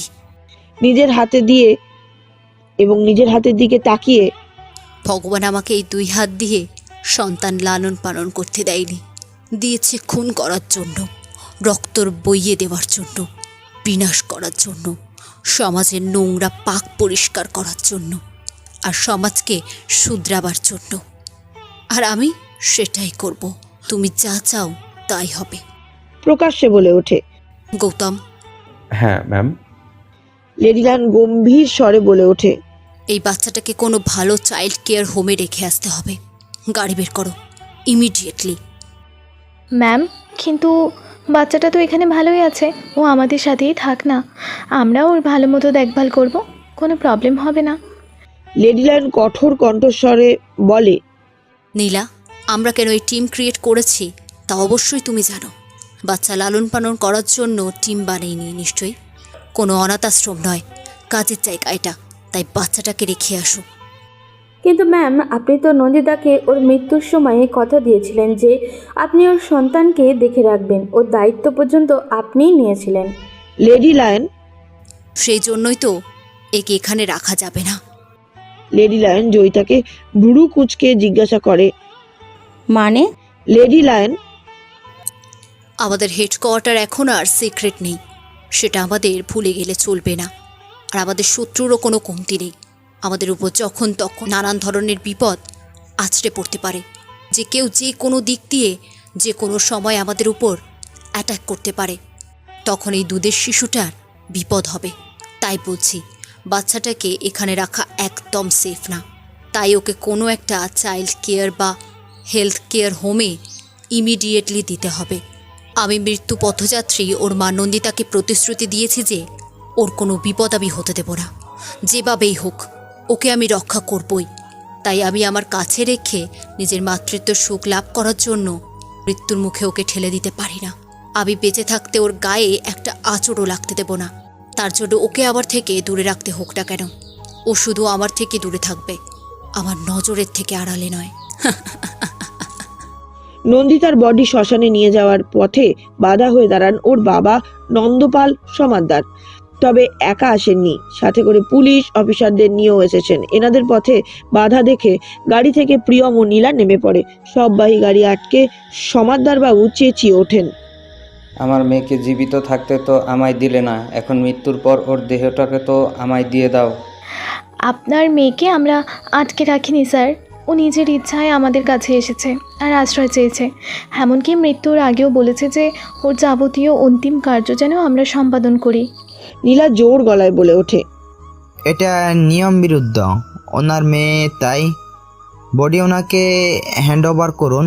আর বাচ্চাটাকেও ভারতীয় আইন অনুযায়ী বাচ্চাটার 18 বছর না হওয়া পর্যন্ত ওর উপর অধিকার শুধুমাত্র ওর অভিভাবকদের। সমাদ্দার বাবুর সাথে আসা অফিসাররাও বলে ওঠেন, মৃতা নিজের মুখে মৃত্যুর আগ পর্যন্ত বলেছে ওর বডি বা বেবি কোনো কিছুই যেন ওর বাবাকে না দেওয়া হয়। বিশ্বাস না হলে এই ভিডিওটা দেখতে পারেন। নীলা একটা ভিডিও অন করে সমাদ্দার বাবু এবং পুলিশ অফিসারের সামনে তুলে ধরে। সেটা সেই সময়কার ভিডিও যখন নন্দিতার মৃত্যুর দোরগোড়ায় দাঁড়িয়েছিল আর লেডি লায়নের কাছে প্রতিশ্রুতি চেয়েছিল। পরে ঝামেলা হবে এই ভেবে লেডি লায়ন কৌশলে স্ক্রিন রেকর্ডিং করে রেখেছিল। সেই ভিডিওটাই নীলা তুলে ধরেছে এখন। আমি কিছু জানতে চাই না, আইনত নন্দিতার সাবদাহ ও ওর সন্তানের সম্পূর্ণ দায়িত্ব আমার। আপনি কিছু বলছেন না কেন অফিসার? হ্যাঁ, নন্দবাবু একদম ঠিক কথা বলেছেন। আপনারা ইমিডিয়েটলি ওনার মেয়ের বডির আর সাহায্য শিশু ওনার হাতে তুলে দিন। একজন মৃত্যু পথযাত্রীকে প্রতিশ্রুতি দিয়েছেন লেডি লায়ন। ওনার প্রতিশ্রুতি মানেই আমাদের প্রতিশ্রুতি, আর আমরা নিজেদের প্রতিশ্রুতি পূরণ করার জন্য সব করতে পারি। প্রিয়ম মুচকি হেসে গাড়িতে উঠে যায়। নীলা গম্ভীর স্বরে কথাগুলো বলে বিশেষ পাত্তা না দিয়ে অফিসারকে বলে ওঠে, কি করবে তোমরা? আইনের কাজের পথে বাধা হয়ে দাঁড়ালে আমি কিন্তু কাউকে ছেড়ে কথা বলবো না। তোমাদের গ্রেপ্তার করতে পারি, অবশ্য তোমাদের গ্রেপ্তার করা উচিত, কেননা তোমরা কুখ্যাত মাফিয়া গ্যাংস্টার লেডি লায়নের সাথে সম্পৃক্ত। স্যার, সেদিন লেডি চেয়েছিলেন, তাই আপনারা ওকে গ্রেপ্তার করতে পেরেছেন। আজ আমাদের মাথার উপর লেডি লায়নের নির্দেশ আছে, সেটা পালন না করে হাতে হাত করা পড়াশোনা হাত বাড়িয়ে দিতে পারবো না। আমরা শ্মশানে যাচ্ছি, বাধা দিতে আসবেন না। বলা যায় না, যদি আপনাদের গাড়িতেও কমিশনার সাহেবের মতো আপনার গাড়িতেও ব্লাস্ট করলো। সমাদ্দার বাবু গোয়ার তুমি দেখাতে আরম্ভ করেন। অফিসারও ওনার কথায় তাল মেলান। প্রিয়ম মুচকি হেসে গাড়িতে উঠে যায়। নীলাও গাড়িতে উঠে বসে। হুঁশ করে গাড়ি অফিসার ও সমাদ্দার বাবুকে পাশ কাটিয়ে চলে যায়। নন্দপাল সমাদ্দার চিৎকার করে বলে ওঠেন সেখানকার স্থানীয় অফিসারের ওপর, ওরা তো চলে গেল, আপনি ওদের আটকালেন না কেন? কেন আটকাবো? যেন আমরা মতোই উপরে দুনিয়ায় পৌঁছে যেতে পারি। দেখুন, আমি পারবো না কিছু করতে। আপনি যান লেডি লায়নের সাথে সংগঠনাগারে দেখা করুন। ও অর্ডার দিলে ওর চেলারা বাড়ি বয়ে এসে আপনার মেয়ের দেহ আর বাচ্চা দিয়ে যাবে। কথাগুলো বলে অফিসার হনহনিয়ে নিজের গাড়িতে চেপে চলে আসে। সমাদ্দার বাবু মনে মনে বলেন, এবার লেডি লায়নের সাথে দেখা করতেই হচ্ছে। তবে প্রিয়ম ও নীলা সমস্ত নিয়মকানুন মেনে ইলেকট্রিক চুল্লিতে নন্দিতার দাহ কার্য সম্পন্ন করে। ওর অস্থি ভস্য গঙ্গা জলে বিসর্জন দিয়ে নন্দিতার শেষকৃত্য সম্পন্ন করে। তবে সমস্যা দেখা যায় নন্দিতার সদ্যজাতক শিশুটিকে নিয়ে। ওইটুকু দুধের শিশু যাকে সামলাতে গিয়ে প্রিয়ম সহ বাকিরা হিমশিম খেয়ে যাচ্ছে। বাচ্চাটার পাল্লায় পড়ে অন্যান্য ইম্পর্টেন্ট কাজগুলো সব লাটে উঠে গেছে। আরে বেশ কিছুদিন কেটে যায়। ঝড়ের গতিতে সমাদ্দার বাবু এসে গেছেন লেডি লায়নের সাথে কথা বলতে। তবে এটাই প্রথমবার নয়, নন্দিতার মৃত্যুর পর থেকে লাগাতার 3 বার উনি এসেছেন লেডি লায়নের সাথে কথা বলতে। ইচ্ছাকৃতভাবেই লেডি লায়ন দেখা করেননি। ও জানতো নন্দপাল সমাদ্দার ঠিক কি চান। অগত্যা লেডি লায়নকে আসতে হয় ওনার সামনে। বলুন, কি চান মিস্টার নন্দপাল সমাদ্দার? তুমি খুব ভালো করেই জানো যে আমি কি বলতে চাইছি। আমার মেয়ের শেষকৃত্য তো আপনারা করতে দিলেন না। এবার অন্তত আমার নাতনিটাকে আমার কাছে ফিরিয়ে দাও। কেন নাতনিকে নিজের মতো রাজনীতিবিদ বানাবেন? লেডি লায়নের কটাক্ষ শুনে চিৎকার করে ওঠেন সমাদ্দার বাবু। Lady lion! আওয়াজ নিচে। লেডি লিওনের সামনে গলা উঁচিয়ে ওর শুভাকাঙ্ক্ষীরা ছাড়া কেউ কথা বলতে পারে না। জনদরদি নেতা না আপনি? একজন কয়েদির সাথে এমন চিৎকার করলে আপনার স্ট্যাটাস, মান সম্মানের কি হবে? মান সম্মানের অবশিষ্ট আছে কি? আমার মেয়ে তো ধূলিসাৎ করে দিয়ে গেছে। একজন পলিটিশিয়ানের মেয়ে কিনা তারই স্বামী শ্বশুরের খুনি, কুখ্যাত মাফিয়ার কাছে আশ্রয় নিয়েছে। সি, সহকর্মীরা উঠতে বসতে আমায় কথা শোনায়। অনেক সহ্য করেছি আর না। এবার তুমি আমার নাতনিকে আমার কাছে ফিরিয়ে দাও, বাস। ফিরিয়ে দেবে? ফিরিয়ে দেবে বললেই তো আর ফিরিয়ে দেওয়া যায় না, তাই না স্যার? আপনার মেয়ে নিজের শেষ সময় অবধি বলেছে যেন ওর সন্তানের গায়ে কোনো অর্থলোভী স্বার্থপর মানুষের ছায়াও নাতে না পড়ে। প্রতিশ্রুতি দিয়েছে সেই মৃত্যুর পথযাত্রী মাকে। এখন সেটা পালন না করে কোথায় যাই বলুন তো? এর মানে তুমি ভালো কথাই মানবে না, তাই তো? আমি কিন্তু তোমায় ছাড়বো না লেডি লায়ন, কিছুতেই ছাড়বো না। তোমার এগেইনস্টে কেস করব। আমার প্রতিশ্রুতি পালনে বাধা হয়ে দাঁড়াবেন না প্লিজ, নইলে। না হলে কি? বেশি কিছু নয়, আপনি যে ছাপা ভোট কালেক্ট করেন সেটা সর্বসমক্ষে আনতে বাধ্য হব। তাছাড়া ব্ল্যাড বক্স ভাঙচুর। লেডি লায়নের কথা পথিমধ্যে থামিয়েই সমাদ্দার বাবু গম্ভীর স্বরে বলে ওঠেন, থাক, অনেক বলেছো, অনেক শুনেছি। এবার একটা কথা বলি, সেটা মন দিয়ে শোনো। ভুল করেছো লেডি লায়ন। দুধ কলা দিয়ে কালসাপ পুষতে চলেছো। আগে থেকেই বলছি, এই কালসাপ যেদিন তোমায় সবল মারবে তুমি বিষে নীল হয়ে যাবে। সেদিন সেই জ্বালা সহ্য করতে পারবে তো? মনে রেখো, ওর শরীরে দালাল, পাচার, অর্থলোভী, সুবিধাভোগী বংশের রক্ত বইছে। আপনি ভুল করছেন। কেউ জন্ম থেকেই পাপ নিয়ে জন্মায় না। পারিপার্শ্বিক পরিবেশের আদলে মানুষের চরিত্র গঠন হয়, যেমন আমার হয়েছে। আপনি একদম চিন্তা করবেন না, আমি এই সমাজের দ্বিতীয় সৃজন তৈরি হতে দেব না। দেখা যাক।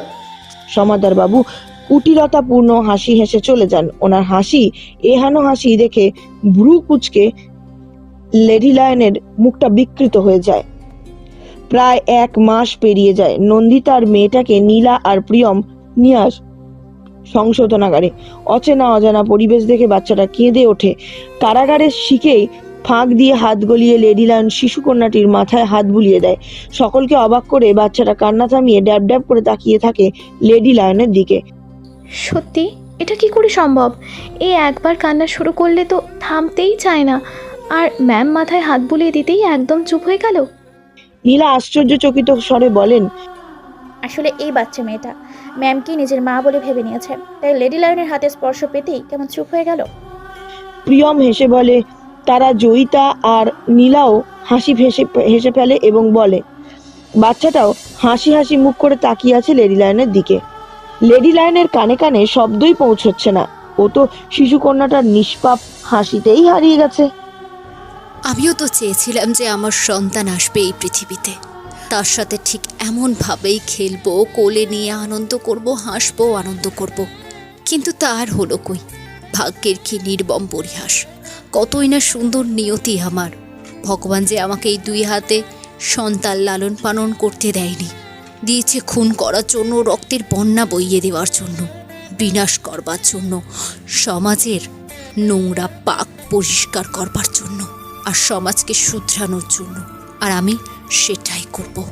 ভগবান তুমি যা চাও তাই হবে।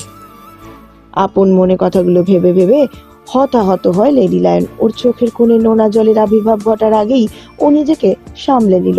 প্রিয়ম, নীলা। লেডি লায়নের ডাকে দুজন একসাথে সাড়া দিয়ে ওঠে। Yes ma'am.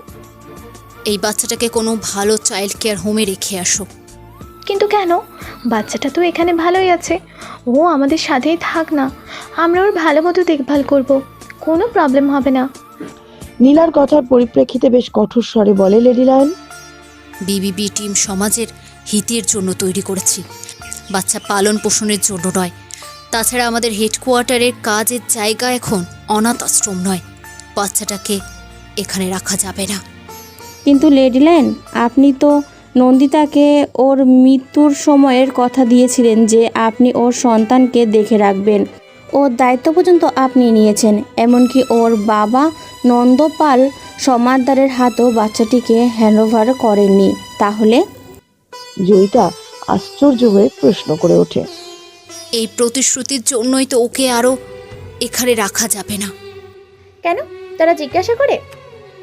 লেডি লায়ন শিশু কন্যাটির মাথায় হাত বুলিয়ে সমস্ত বিষয়টা বুঝিয়ে বলে।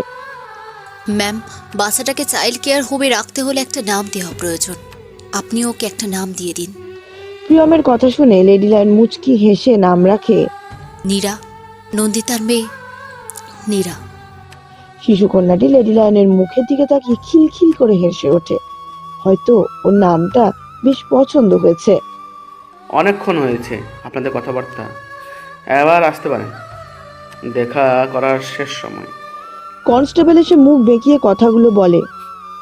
নীরাকে এখন এখান থেকে নিয়ে যাও। বাইরের পরিবেশে মানিয়ে নেওয়ার মতো ক্ষমতা এখনো জন্মায়নি ওর, শরীর খারাপ করতে পারে। আর চাইল্ড কেয়ার হোম সেন্টারে পরিষ্কার করে বলে এসো, বাচ্চাটার গায়ে যদি একটা আঁচড়ও লাগে তাহলে ওদের নখ নয়, হাত উপড়ে ফেলবো। এডিলিওর সংশোধনাগারে আছে বলে এটা যেন না ভেবে বসে আমি কখনো বাইরে যেতে পারবো না। লেডি লায়নের আদেশ পেয়ে অনুগত সেবক সেবিকার ন্যায় প্রিয়ম নীলা মাথা নাড়িয়ে একত্রে বলে ওঠে, ইয়েস ম্যাম। নীলার মাথায় শেষবারের মতন হাত বুলিয়ে দেয় লেডি লায়ন, আর নীলার ঠোঁটে ফুটে ওঠে অতুলনীয় হাসি। ওকে হাসতে দেখে লেডি লায়ন দুর্বল হয়ে পড়ে ওর প্রতি। ওকে ছাড়তেই মন চায় না, কিন্তু তবুও ছাড়তে তো হবেই। লেডি লায়ন নীলার মাথা থেকে হাত সরিয়ে নিতে গেলে নীরা ওর নরম নরম কচি হাত দিয়ে লেডি লায়নের হাতের অনামিকাকে নিজের হাতের মুঠোয় চেপে ধরে। নীরা হয়তো হেন কর্মকাণ্ডের দ্বারা কিছু বোঝানোর চেষ্টা করছে, হয়তো বলতে চাইছে আমি তোমায় ছাড়া এখান থেকে যেতে চাই না। লেডি লায়নের চোখ দুটো ছলছল করে ওঠে। এই চোখেই অপরাধীরা এত মাস দেখে এসেছে নিজেদের বিনাশ। এই ছোট্ট অবুঝ শিশুটি লেডি লায়নের চোখের আগুন নিভিয়ে কিছুক্ষণের জন্য হলেও অশ্রুধারা নামিয়ে আনে। ও নিজের আবেগ সামলে নীরার নরম হাতের মুঠো থেকে নিজের আঙুল ছাড়িয়ে নিয়ে হাঁটা দেয় নিজের সেলের পথে। নীলা প্রিয়ম নীরাকে এগিয়ে নিয়ে চলে যায়। লেডি লায়নের সংস্পর্শ থেকে দূরে আসতেই মলিন হয়ে যায় নীরার মুখখানা। উচ্চস্বরে কেঁদে ওঠেও, হাত বাড়িয়ে দেয় লেডি লায়নের দিকে। কিন্তু এই বাচ্চাটাকে নিজের দুর্বলতা হিসেবে প্রতিপন্ন হতে দিলে চলবে না, না হলে সর্বপ্রথম বিপদ ওরই উপর আছড়ে পড়বে।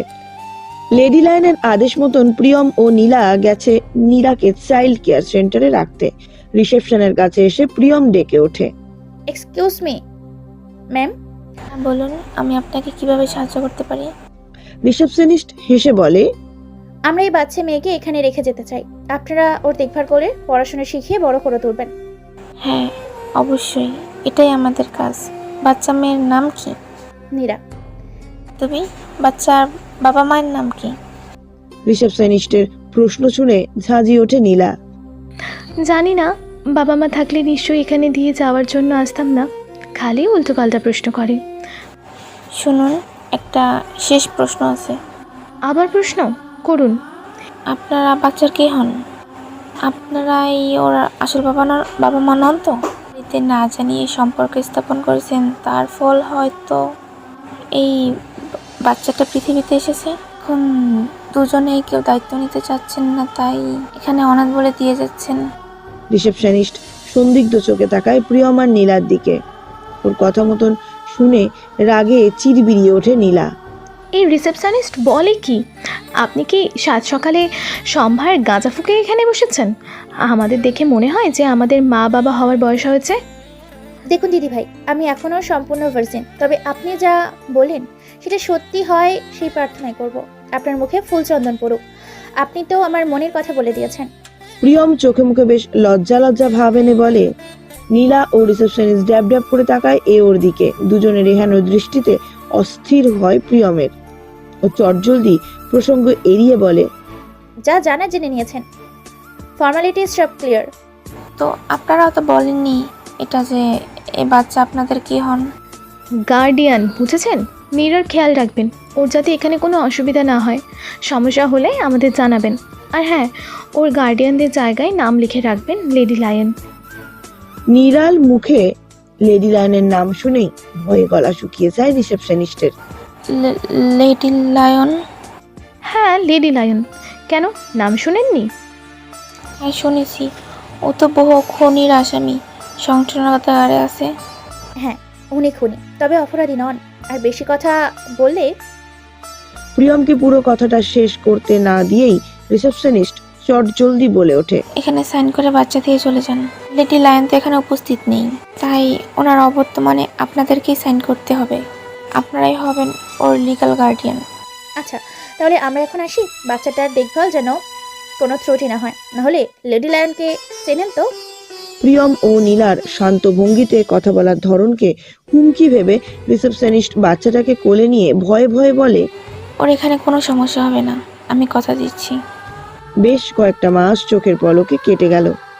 লেডি লায়ন ওর দলের সদস্যরা এখনো উচ্চ আদালতের আদেশ অনুযায়ী সংশোধনাগারে শাস্তি ভোগ করছে, কিন্তু সমাজে তখনও যেমন অপরাধ হয়ে চলছিল, ঠিক তেমনই সেই অপরাধের শাস্তি দেওয়ার পর্বও চলছিল। আর কাজ করেছিল নীলা, প্রিয়ম সহ দলের অন্যান্য সদস্যরা, যারা শহরের আনাচে কানাচে আজও মুক্ত বাতাসে ঘুরে বেড়াচ্ছে। বিভিন্ন থানায় পুলিশের অফিসারদের একসাথে আবারও মাঠে নামতে হয়েছে লেডি লায়নের অন্য সাথীদের ধরার জন্য।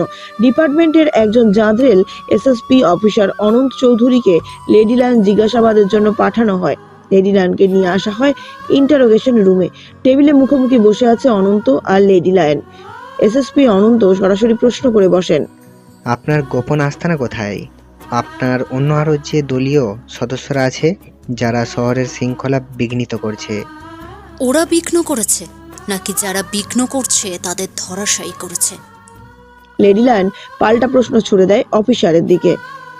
অপরাধ শেষ করতে গিয়ে অপরাধ করাটা তো বাঞ্ছনীয় নয়, তাই না?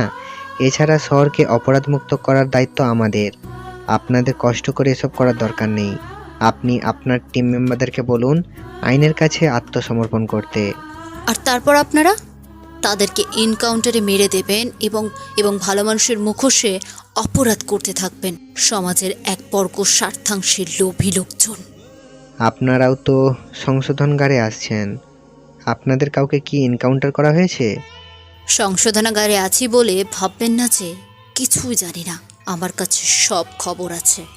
যদি সেই খবর সঠিক হতো তাহলে আপনি আমার সামনে বসে এখন কথা বলতে পারতেন না, মর্গে ঠান্ডা লাশ হয়ে পড়ে থাকতেন। আমার দলের 3 জন মানুষকে হত্যা করা হয়েছে। আপনারা কি ভাবলেন কেউ জানতেও পারবে না?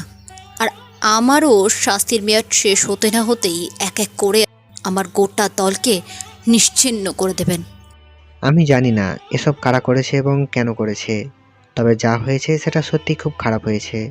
কিন্তু আপনি রক্তের পরিবর্তে আবারও রক্ত কামনা করতে পারেন না। আমি সব পারি। আমি মাফিয়া, একজন গ্যাংস্টার। আর গ্যাংস্টারে আপনাদের শো কল্ড বস্তা পচা আইন মানে না। লেডি লায়নের ঔদ্ধত্যের সাথে আইনকে নিয়ে একটু কটু মন্তব্য করা শুনে রাগে আগুন হয়ে জ্বলে ওঠে অফিসার অনন্ত। উচ্চস্বরে বলে ওঠেন, কি বললেন আপনি? আপনার সাহস কি করে হয় আমাদের আইনকে বস্তা পচা বলার? আমাদের দেশীয় আইনকে অসম্মান করার একদম চেষ্টা করবেন না লেডি নায়ন। আপনাদেরও এই আইন সম্পর্কে এমনই ধারণা আছে, আমি জানি, কারণ এই লেডি লিয়নকে আপনারাই সৃষ্টি করেছেন। অনন্ত রাগকে বিন্দুমাত্র পাত্তা না দিয়ে লেডি লায়নের শান্ত ভঙ্গিতে দেওয়া জবাব অনন্তকেই বেশ প্রভাবিত করে। ও নিজের পকেট থেকে একটা কার্ড লেডি লায়নের দিকে এগিয়ে দেয়। আমার কার্ডটা রাখুন। লেডি লায়ন কার্ডটা দেখে শক্ত গলায় বলে, হতে পারে পরে আপনার মন বদলালো, হতে পারে এটা আপনারই প্রয়োজন পড়লো। আসি, পরে দেখা হবে। অনন্ত মুচকি হেসে চেয়ার ছেড়ে উঠে দাঁড়ায়। রুম থেকে বেরিয়ে যাওয়ার উদ্দেশ্যে দরজার কাছে পা বাড়াতেই অনন্তকে খানিকটা ইতস্তত করে প্রশ্ন করে লেডি লায়ন, অফিসার, আপনার সাথে আমার আগে কখনো দেখা হয়েছে কিংবা কথা হয়েছে? কেন বলুন তো? না, আপনার কণ্ঠস্বরটা আমার খুব চেনা চেনা লাগছে। কার মতো লাগছে আমার কণ্ঠস্বর? হয়তো কল্পনায়। লেডি লিয়নকে বাস্তব সত্তায় প্রকাশের জন্য যে সৃষ্টি করেছে তার মতো।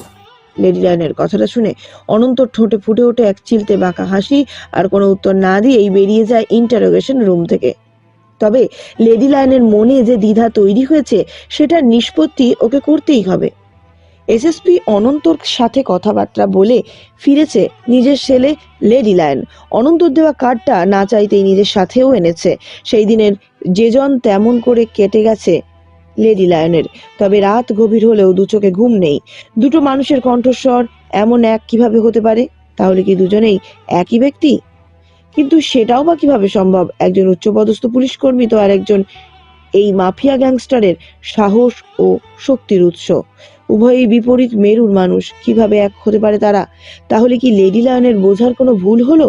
এরকম নানান চিন্তায় জর্জরিত হয়ে লেডি লায়নের চোখ জুড়িয়ে আসে, ক্রমশ তলিয়ে যেতে থাকে ঘুমের অতলে। হঠাৎ করেই সেলের বাইরে থেকে ক্ষীণ স্বরে ডাক শোনা যায় এক পুলিশ কনস্টেবলের। লেডি লায়নের তন্দ্রাচ্ছন্ন ভাব ছিন্ন হয়ে যায়। লেডি লায়ন, লেডি লায়ন, উঠুন, আপনার জন্য একটা ফোন কল আছে, ইটস আর্জেন্ট। লেডি লায়নের তন্দ্রাচ্ছন্ন ভাবটা ছিন্ন হয়ে যায়। ও সজাগ হয়ে উঠে বসে।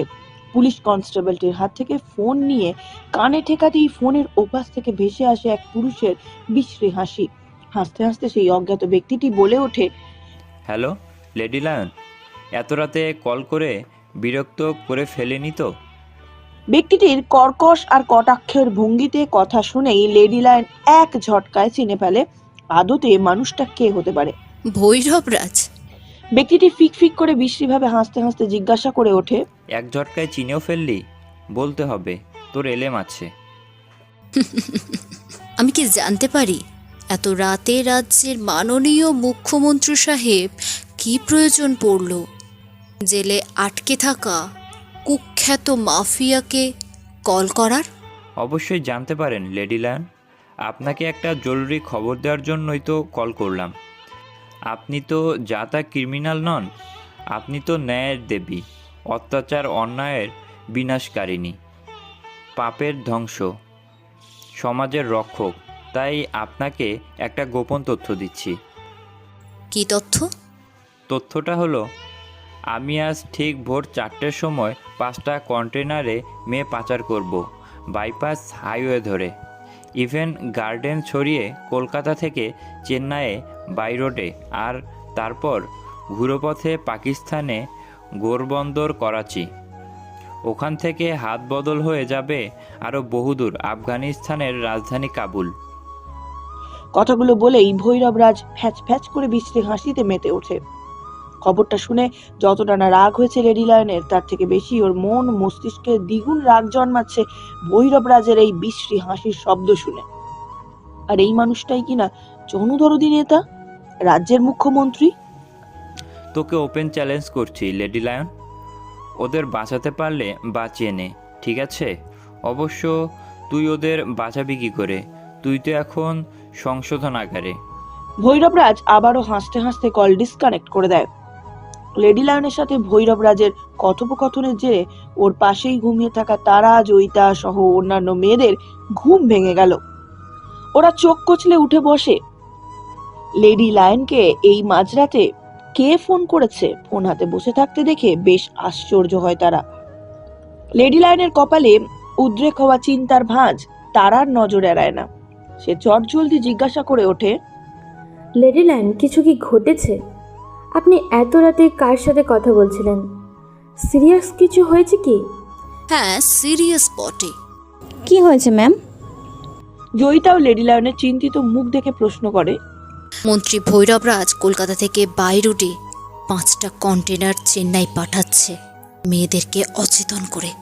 তারপর জলপথে ওদেরকে পাচার করবে পাকিস্তানের পোরবন্দরে।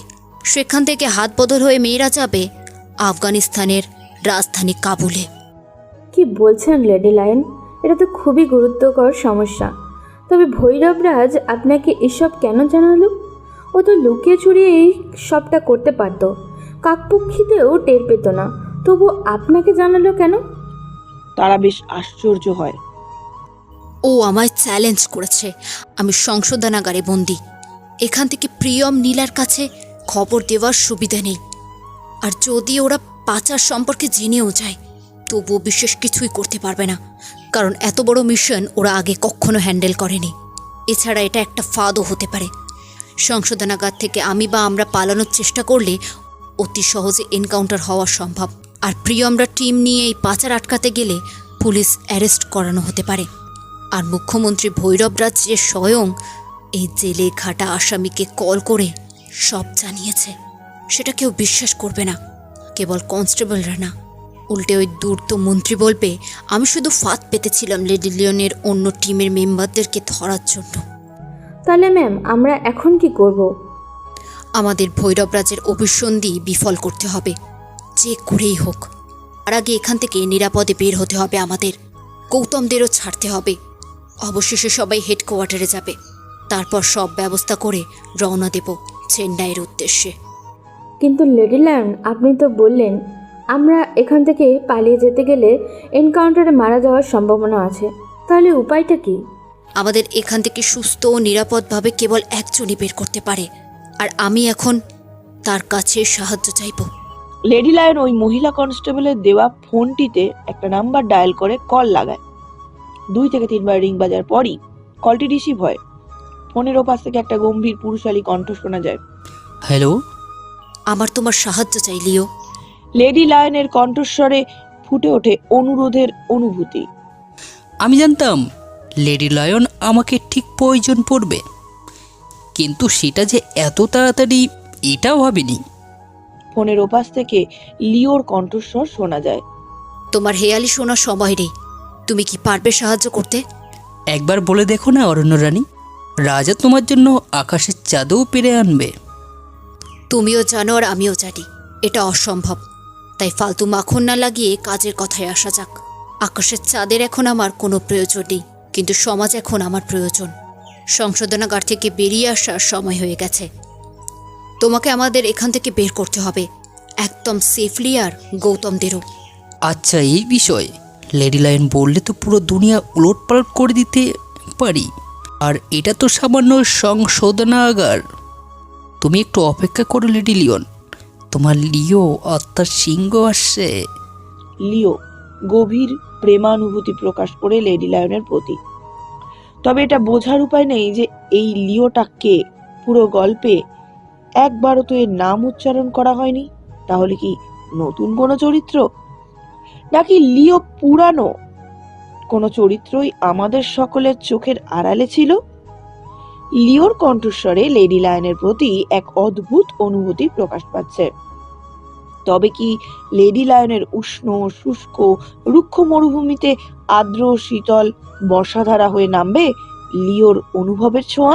স্যার, আমাদের গাড়ি হাইজ্যাক করা হয়েছে। ওপাশ থেকে কলে কথাটা বলল ছেলেটি। এটা শুনে ভৈরবরাজের মাথা পুরা রাগ হয়ে উঠে গেল। তারপর বলল, কি, কার এত বড় সাহস হলো আমার গাড়ির হাইজ্যাক করার? জানি না স্যার, তবে তার মুখ থেকে একটা কথা শুনেছি, তার নাম নাকি লিও। তাকে আমার কথা বলছো? আমি কে? স্যার, বলছি। হঠাৎ করে ভৈরবের মোবাইলে একটা ফোন আসলো। নম্বরটা অচেনা, এর আগে এই নম্বরে কল আসেনি তার। ফোনেও সেই নাম্বারটা সেভ নেই। সে কলটা রিসিভ করলো। হ্যালো, কে বলছেন?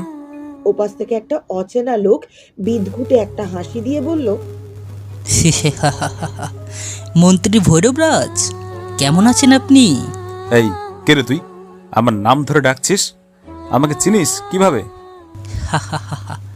ভৈরবরাজ, আপনি খুব চালাক ভাবেন নিজেকে, তাই না?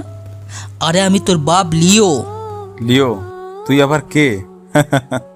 তুই হয়তো জানিস না আমার ক্ষমতা সম্পর্কে। যদি তুই জানিস তাহলে এই ভাব আমার সাথে কথা বলতি না। ক্ষমতা ক্ষমতা ক্ষমতা, তুই জানিস আমাকে আমি কি করতে পারি? আজ তোর গাড়ি হাইজ্যাক করেছি, কাল তোর পুরো 2 নম্বরই ব্যবসার সব পাবলিকের সামনে তুলে ধরবো। এই কথাটা বলে লিও কলটা কেটে দেয়। ভৈরবরাজ কথাটা শুনে খুব চিন্তিত হয়ে পড়ে। কি করবে এখন সে? আগে ছিল লেডি লায়ন, এখন আবার লিও। তবে লেডি লায়ন থেকে লিও আরো বেশি খতরনাক। হঠাৎ করে ওর মনে পড়লো আর একজনের কথা, সে পুরানো খিলাড়ি সোহেল রাজ, বড় কনক, সমস্যা হলে তার হেল্প নেন। উনি ছোটখাটো কাজে সে আসতে চায় না। ভৈরব সরকার কল করলো সেই ছেলেটিকে। হ্যালো। হ্যালো মিস্টার ভৈরব রাজ, কেমন আছে? হঠাৎ আমাকে কল করলেন, তাও আবার এতদিন পর? সোহেল, আমাকে একজন হুমকি দিয়েছে, সে নাকি আমার সব কুকর্ম সবার সামনে তুলে ধরবে। এত ছোটখাটো কাজ আমাকে ডাকছেন কেন? আপনি তো এটা মিটে নিতেই পারেন। আরে আমি যদি পারতাম তাহলে কি তোমাকে কল করতাম নাকি? আচ্ছা ঠিক আছে, এবার বলুন কে আপনাকে হুমকি দিয়েছে, তার নাম বলুন। ও কি জানি নাম ওর, মনে পড়ছে না। হ্যাঁ হ্যাঁ হ্যাঁ, লিও তার নাম, লিও লিও। লিও নাম শোনা মাত্রই সোহেলের বুকের ভেতরটা ধক করে উঠল, আর ও বলল, কি কি কি কি লিও? ভৈরব রাজ কিছু বুঝতে পারছে না। লিও নাম শুনে সোহেল এত ভয় পাচ্ছে কেন? ভয় পাবারই কথা। লিও হলো আন্ডারওয়ার্ল্ড কিং, ও বাদশাহ। তাকে মারার জন্য সোহেলকে ভৈরব রাজ কল করেছে। ও হয়তো জানতো না লিও কার আন্ডারে কাজ করে। সোহেল রাজ যদি জানতো তাহলে এ কথা বলার সাহস পেত না ভৈরব রাজ। তাছাড়া সোহেলের খুব ইচ্ছা লিওকে শেষ করে দিয়ে সে হবে আন্ডারওয়ার্ল্ড কিং বাদশাহ। কিন্তু এমন সময় আসে না তার কাছে লিও শেষ করার।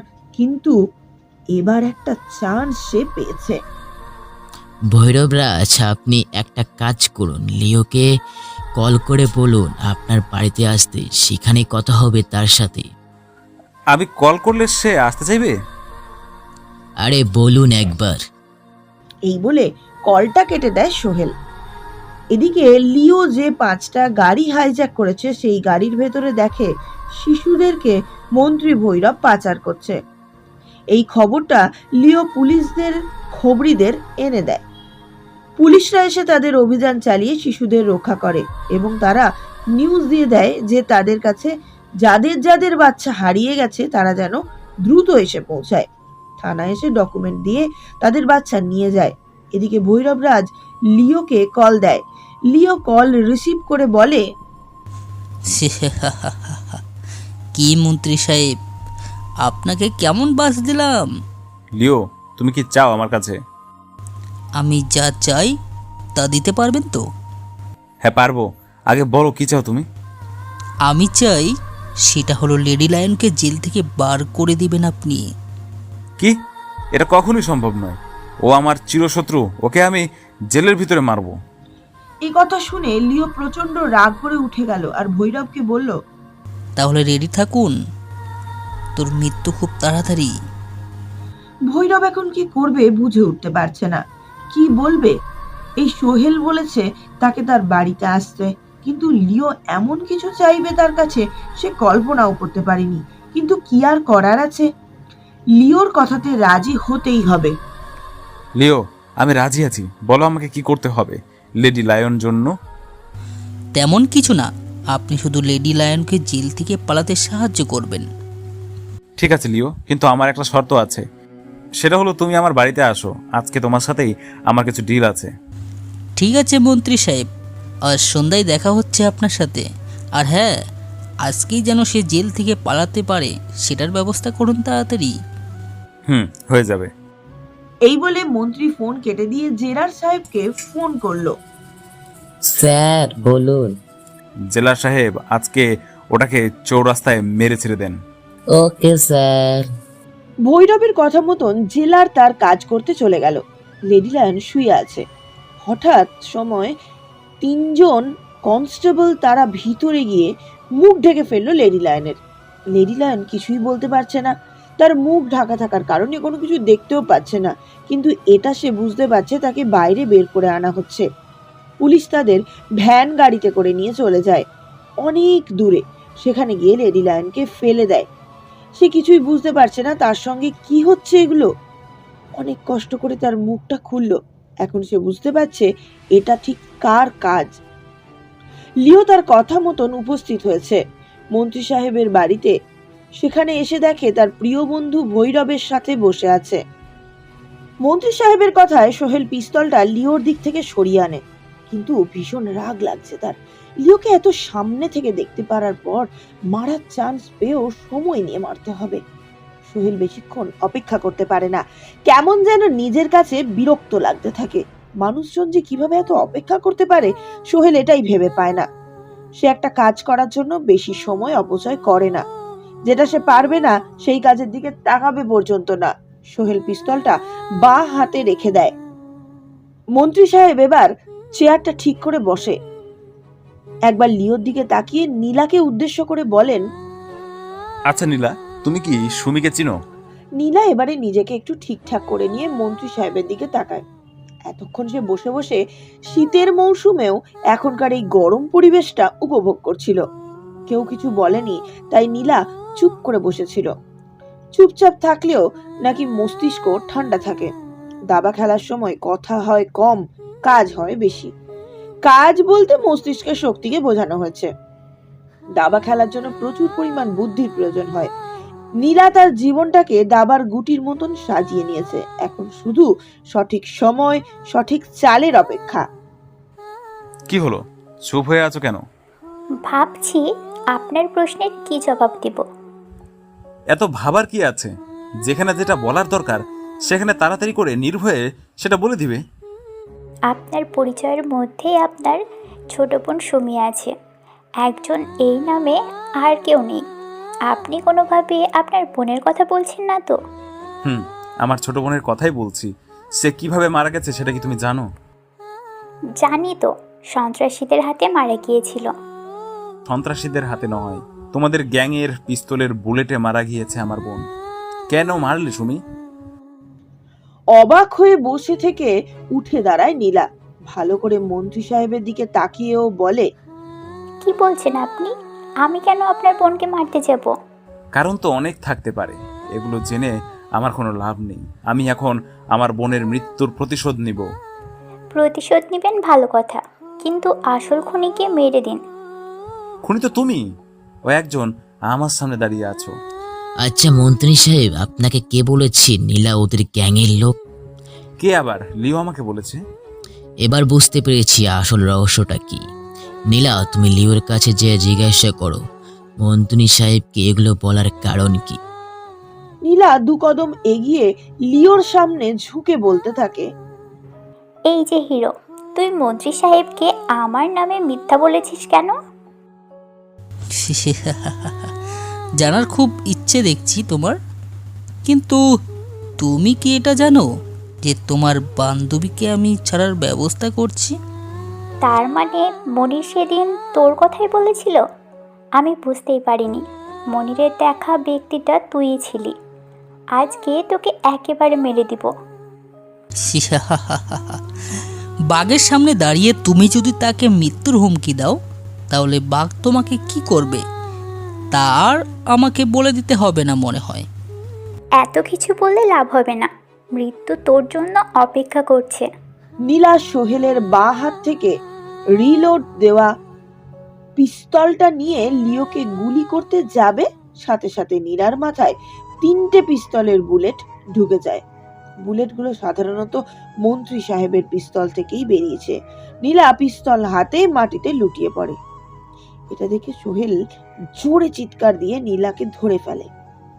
নীলার শ্বাস যায় যায় অবস্থা, তবু শেষে অস্পষ্ট উচ্চারণে বলে, এখানে বড় কোনো চক্রান্ত চলছে। বাঁচতে হলে চলে যাও এখান থেকে, নয়তো মেরে দিবে তোমাকে। শেষ নিঃশ্বাস ত্যাগ করে নীলা। সোহেল একটু শব্দ করে কান্না করছে। মাটিতে পড়ে থাকা আহত লিও জোরে জোরে হাসছে। হাসি যেন তার থামছেই না। সোহেলের কান্না আর লিওর হাসি, এই দুটো শব্দ একত্র হয়ে একটা গোলাটে পরিবেশের সৃষ্টি হয়েছে। সোহেল নীলাকে ছেড়ে মন্ত্রী সাহেবের কোটে চেপে ধরে বলতে থাকে, কে মেরে দিল আবার নীলাকে? নীলার কি দোষ করেছিল সে? তোমার প্রেমিকা অনেক বড় ভুল করেছে। সে আমার আগন্তুক হয়ে আমার সাথে বেইমানি করেছে, সুমিকে মেরেছে সে, তাই আমিও নীলাকে মেরে প্রতিশোধ নিয়েছি। আমি আপনাকে মেরে দেব, আমিও নীলারকে প্রতিশোধ নেব। Funny ma'am, funny. আশেপাশে তাকিয়ে দেখো, সবগুলো লোক আমার। একটা ইশারাই যথেষ্ট, তোমার লাশ ফেলে দিবে চোখের ইশারায়। সোহেল কোমরের কভার পয়েন্ট থেকে কালো কালারের ভয়ঙ্কর পিস্তলটা বের করে একে একে সব ছেলেকে মেরে দেয়। কারোর কপালে তো কারোর বুকে, কারোর পিঠে, কারোর পেটে, যেখানে পারলো গরম বুলেট সেখানে ছুড়ল। এখন বেঁচে আছে মন্ত্রী, লিও আর সোহেল। পরিবেশটা যেন কেমন থমকে গেছে। মাইন্ড সিটি গেমে নীরবতাই যেন সবচেয়ে বড় হাতিয়ার। মেরে দিয়েছি সবগুলো ছেলেকে, এখন সময় এসে গেছে আপনার। কঠিন মৃত্যু আপনার জন্য প্রত্যাখ্যান। সোহেলের কথার মাঝপথে তার মুখ বন্ধ হয়ে যায়। মুখ থেকে একটা শব্দ বেরিয়ে আসে, আহ, শেষ আমি। সোহেল মন্ত্রী সাহেবের মুখের হাসিটা দেখে পিছন ফিরে তাকায়। একটা বাক্সের সাথে হেলান দিয়ে পিস্তল হাতে মাথা নিচু করে বসে আছে লিও। সোহেলের বুঝতে অসুবিধা হয়নি, লিওই যে গুলিটা করেছে। মন্ত্রী সোহেলের পিঠে লাথি মারে, সোহেল নিচে পড়ে যায়, মুখটা রাফাতের ডান পা বরাবর। লিও সোহেলের দিকে তাকায়, মায়াবী মুখটায় এখনো সেই ছোট্টবেলার ছাপ সে দেখতে পাচ্ছে, কিন্তু লিওর কিছু করার নেই। যে বেইমানি করে কখনো তাকে বাঁচিয়ে রাখে না লিও, সোহেলের সাথেও এমনটারই ব্যতিক্রম হলো না। সোহেল ব্যথিত গলায় লিওকে উদ্দেশ্য করে বলে, পিছন থেকে গুলিটা না করলেও পারতি। সামনে থেকে গুলি করতে গেলে আমার হাত টিকার পর্যন্ত যেত না। আমি সবসময় শত্রুকে সামান থেকেই মারি, কিন্তু তুই ছিলি বন্ধু নামের বেঈমান, তাই পিছন থেকে এই গুলিটা করেছি। পারলে মাফ করে দিস। সোহেলকে আর কিছু বলতে না দিয়ে লিও আরেকটা গুলি চালায় সোহেলের পুরো মাথা বরাবর। সোহেল সারা জীবনের জন্য নিস্তব্ধ হয়ে গেছে, কেউ চাইলেও তাকে আর জাগাতে পারবে না। এক বন্ধুর গুলিতে অন্য এক বন্ধুর মৃত্যু, এটা কালকে সকালের সংবাদপত্রের শিরোনাম হিসেবে থাকবে। কেমন হবে লিও বিষয়টা? মন্ত্রী সাহেব, অনেক সময় হয়েছে, আমি আর আপনাকে বেশি সময় দিতে পারবো না। আপনি প্রস্তুত হন মৃত্যুর জন্য। কে মারবে আবার? তুমি লিও, যে কিনা এখনো আমার করুণায় বেঁচে আছে। প্রিয়ম, লিওকে মেরে দাও, আমি একটু সিগারেটটা টেনে আসি। প্রিয়ম নিজের জায়গায় দাঁড়িয়ে থাকে, একটা চুল পরিমাণ নিজ অবস্থান ত্যাগ করে না। মন্ত্রী সাহেব ঠিকই সিগারেট জ্বালিয়েছে, কিন্তু প্রিয়ম এখনো লিওকে কিছু বলেনি। কি হলো প্রিয়ম, মূর্তির মতো দাঁড়িয়ে আছো কেন? লিওকে কিছু বলো। চাপ নিয়েন না মন্ত্রী ভৈরবরাজ, পিএম আমাকে কোনো অবস্থায় মারবে না। সে তো আমার বুদ্ধিতেই আপনার দলে যোগ দিয়েছে। মানে কি বলতে চাচ্ছ তুমি? মানেটা না হয় আমি বলি। লেডি লায়নের আড্ডায় আমি অনেক দিন যাবৎ কাজ করি, এটা আমি আর আমার লোকেরা ছাড়া অন্য কেউ জানে না। এখন মৃত্যুর জন্য প্রস্তুত হও। প্রিয়ম হাতে থাকা G18টা সে মন্ত্রী সাহেবের কপাল বরাবর তাক করে, কিন্তু অন্যদিক থেকে লিও পিস্তলটাও মন্ত্রী সাহেবের দিকে তাক করে রেখেছে। দুদিক থেকে দুটো পিস্তল, মৃত্যু যেন অতি নিকটে। হুট করে পর পর 4টে বুলেট মন্ত্রী ভৈরবরাজের কপালে লাগে। সারা শরীর লাল রক্তে রক্তিম হয়ে গেল। চেয়ারে হেলান দেওয়া অবস্থায় তার মৃত্যু হলো। লিও আর প্রিয়ম দরজার দিকে তাকায়, সেখানে দাঁড়িয়ে আছে চিরচেনা লেডি লায়ন। কিন্তু লিও লেডি লায়নকে চেনে, লেডি লায়ন তাকে চেনে না। লিও বলে, নিহা, তুমি এখানে কিভাবে? আমি তো কিছুই বুঝতে পারছি না। আমি নিয়ে এসেছি। নেহা, আমি গোয়েন্দা বিভাগের একজন কর্মকর্তা। কিছু মাস আগে কলকাতায় আমার পোস্টিং হয়। কলকাতায় আসার সাথে সাথে একটা বড় কেস সামনে চলে আসে। কেসটা সম্পূর্ণ করলে অনেক বড় পদে প্রমোশন হয়ে যাবে। তাই কেস নিয়ে ঘাটাঘাটি করে জানতে পারি আন্ডারগ্রাউন্ডের কিং লেডি লায়নকে ধরতে হবে। কিন্তু আজ আমি তোমাকে ধরব না। তোমার মতো মেয়ে আমাদের সমাজে দরকার, সে রুখে দাঁড়াতে পারবে। তুমি ভালো থেকো নিয়া, আবার হয়তো দেখা হবে অচেনা শহরে। লিও সাহেব, আপনাকেও চেনা খুব মুশকিল। আপনিও ভালো থাকবেন। হ্যালো ভিউয়ার্স, সবাই কেমন আছেন? আশা করছি সবাই ভালো আছেন। আজকের গল্পটি কেমন হয়েছে অবশ্যই কমেন্ট করে জানাবেন। এরপরে ভয়ঙ্কর লেভেলের একটি গ্যাংস্টার সিরিজ আসছে, আশা করছি আপনাদের ভালো লাগবে। ধন্যবাদ, সবাই ভালো থাকবেন।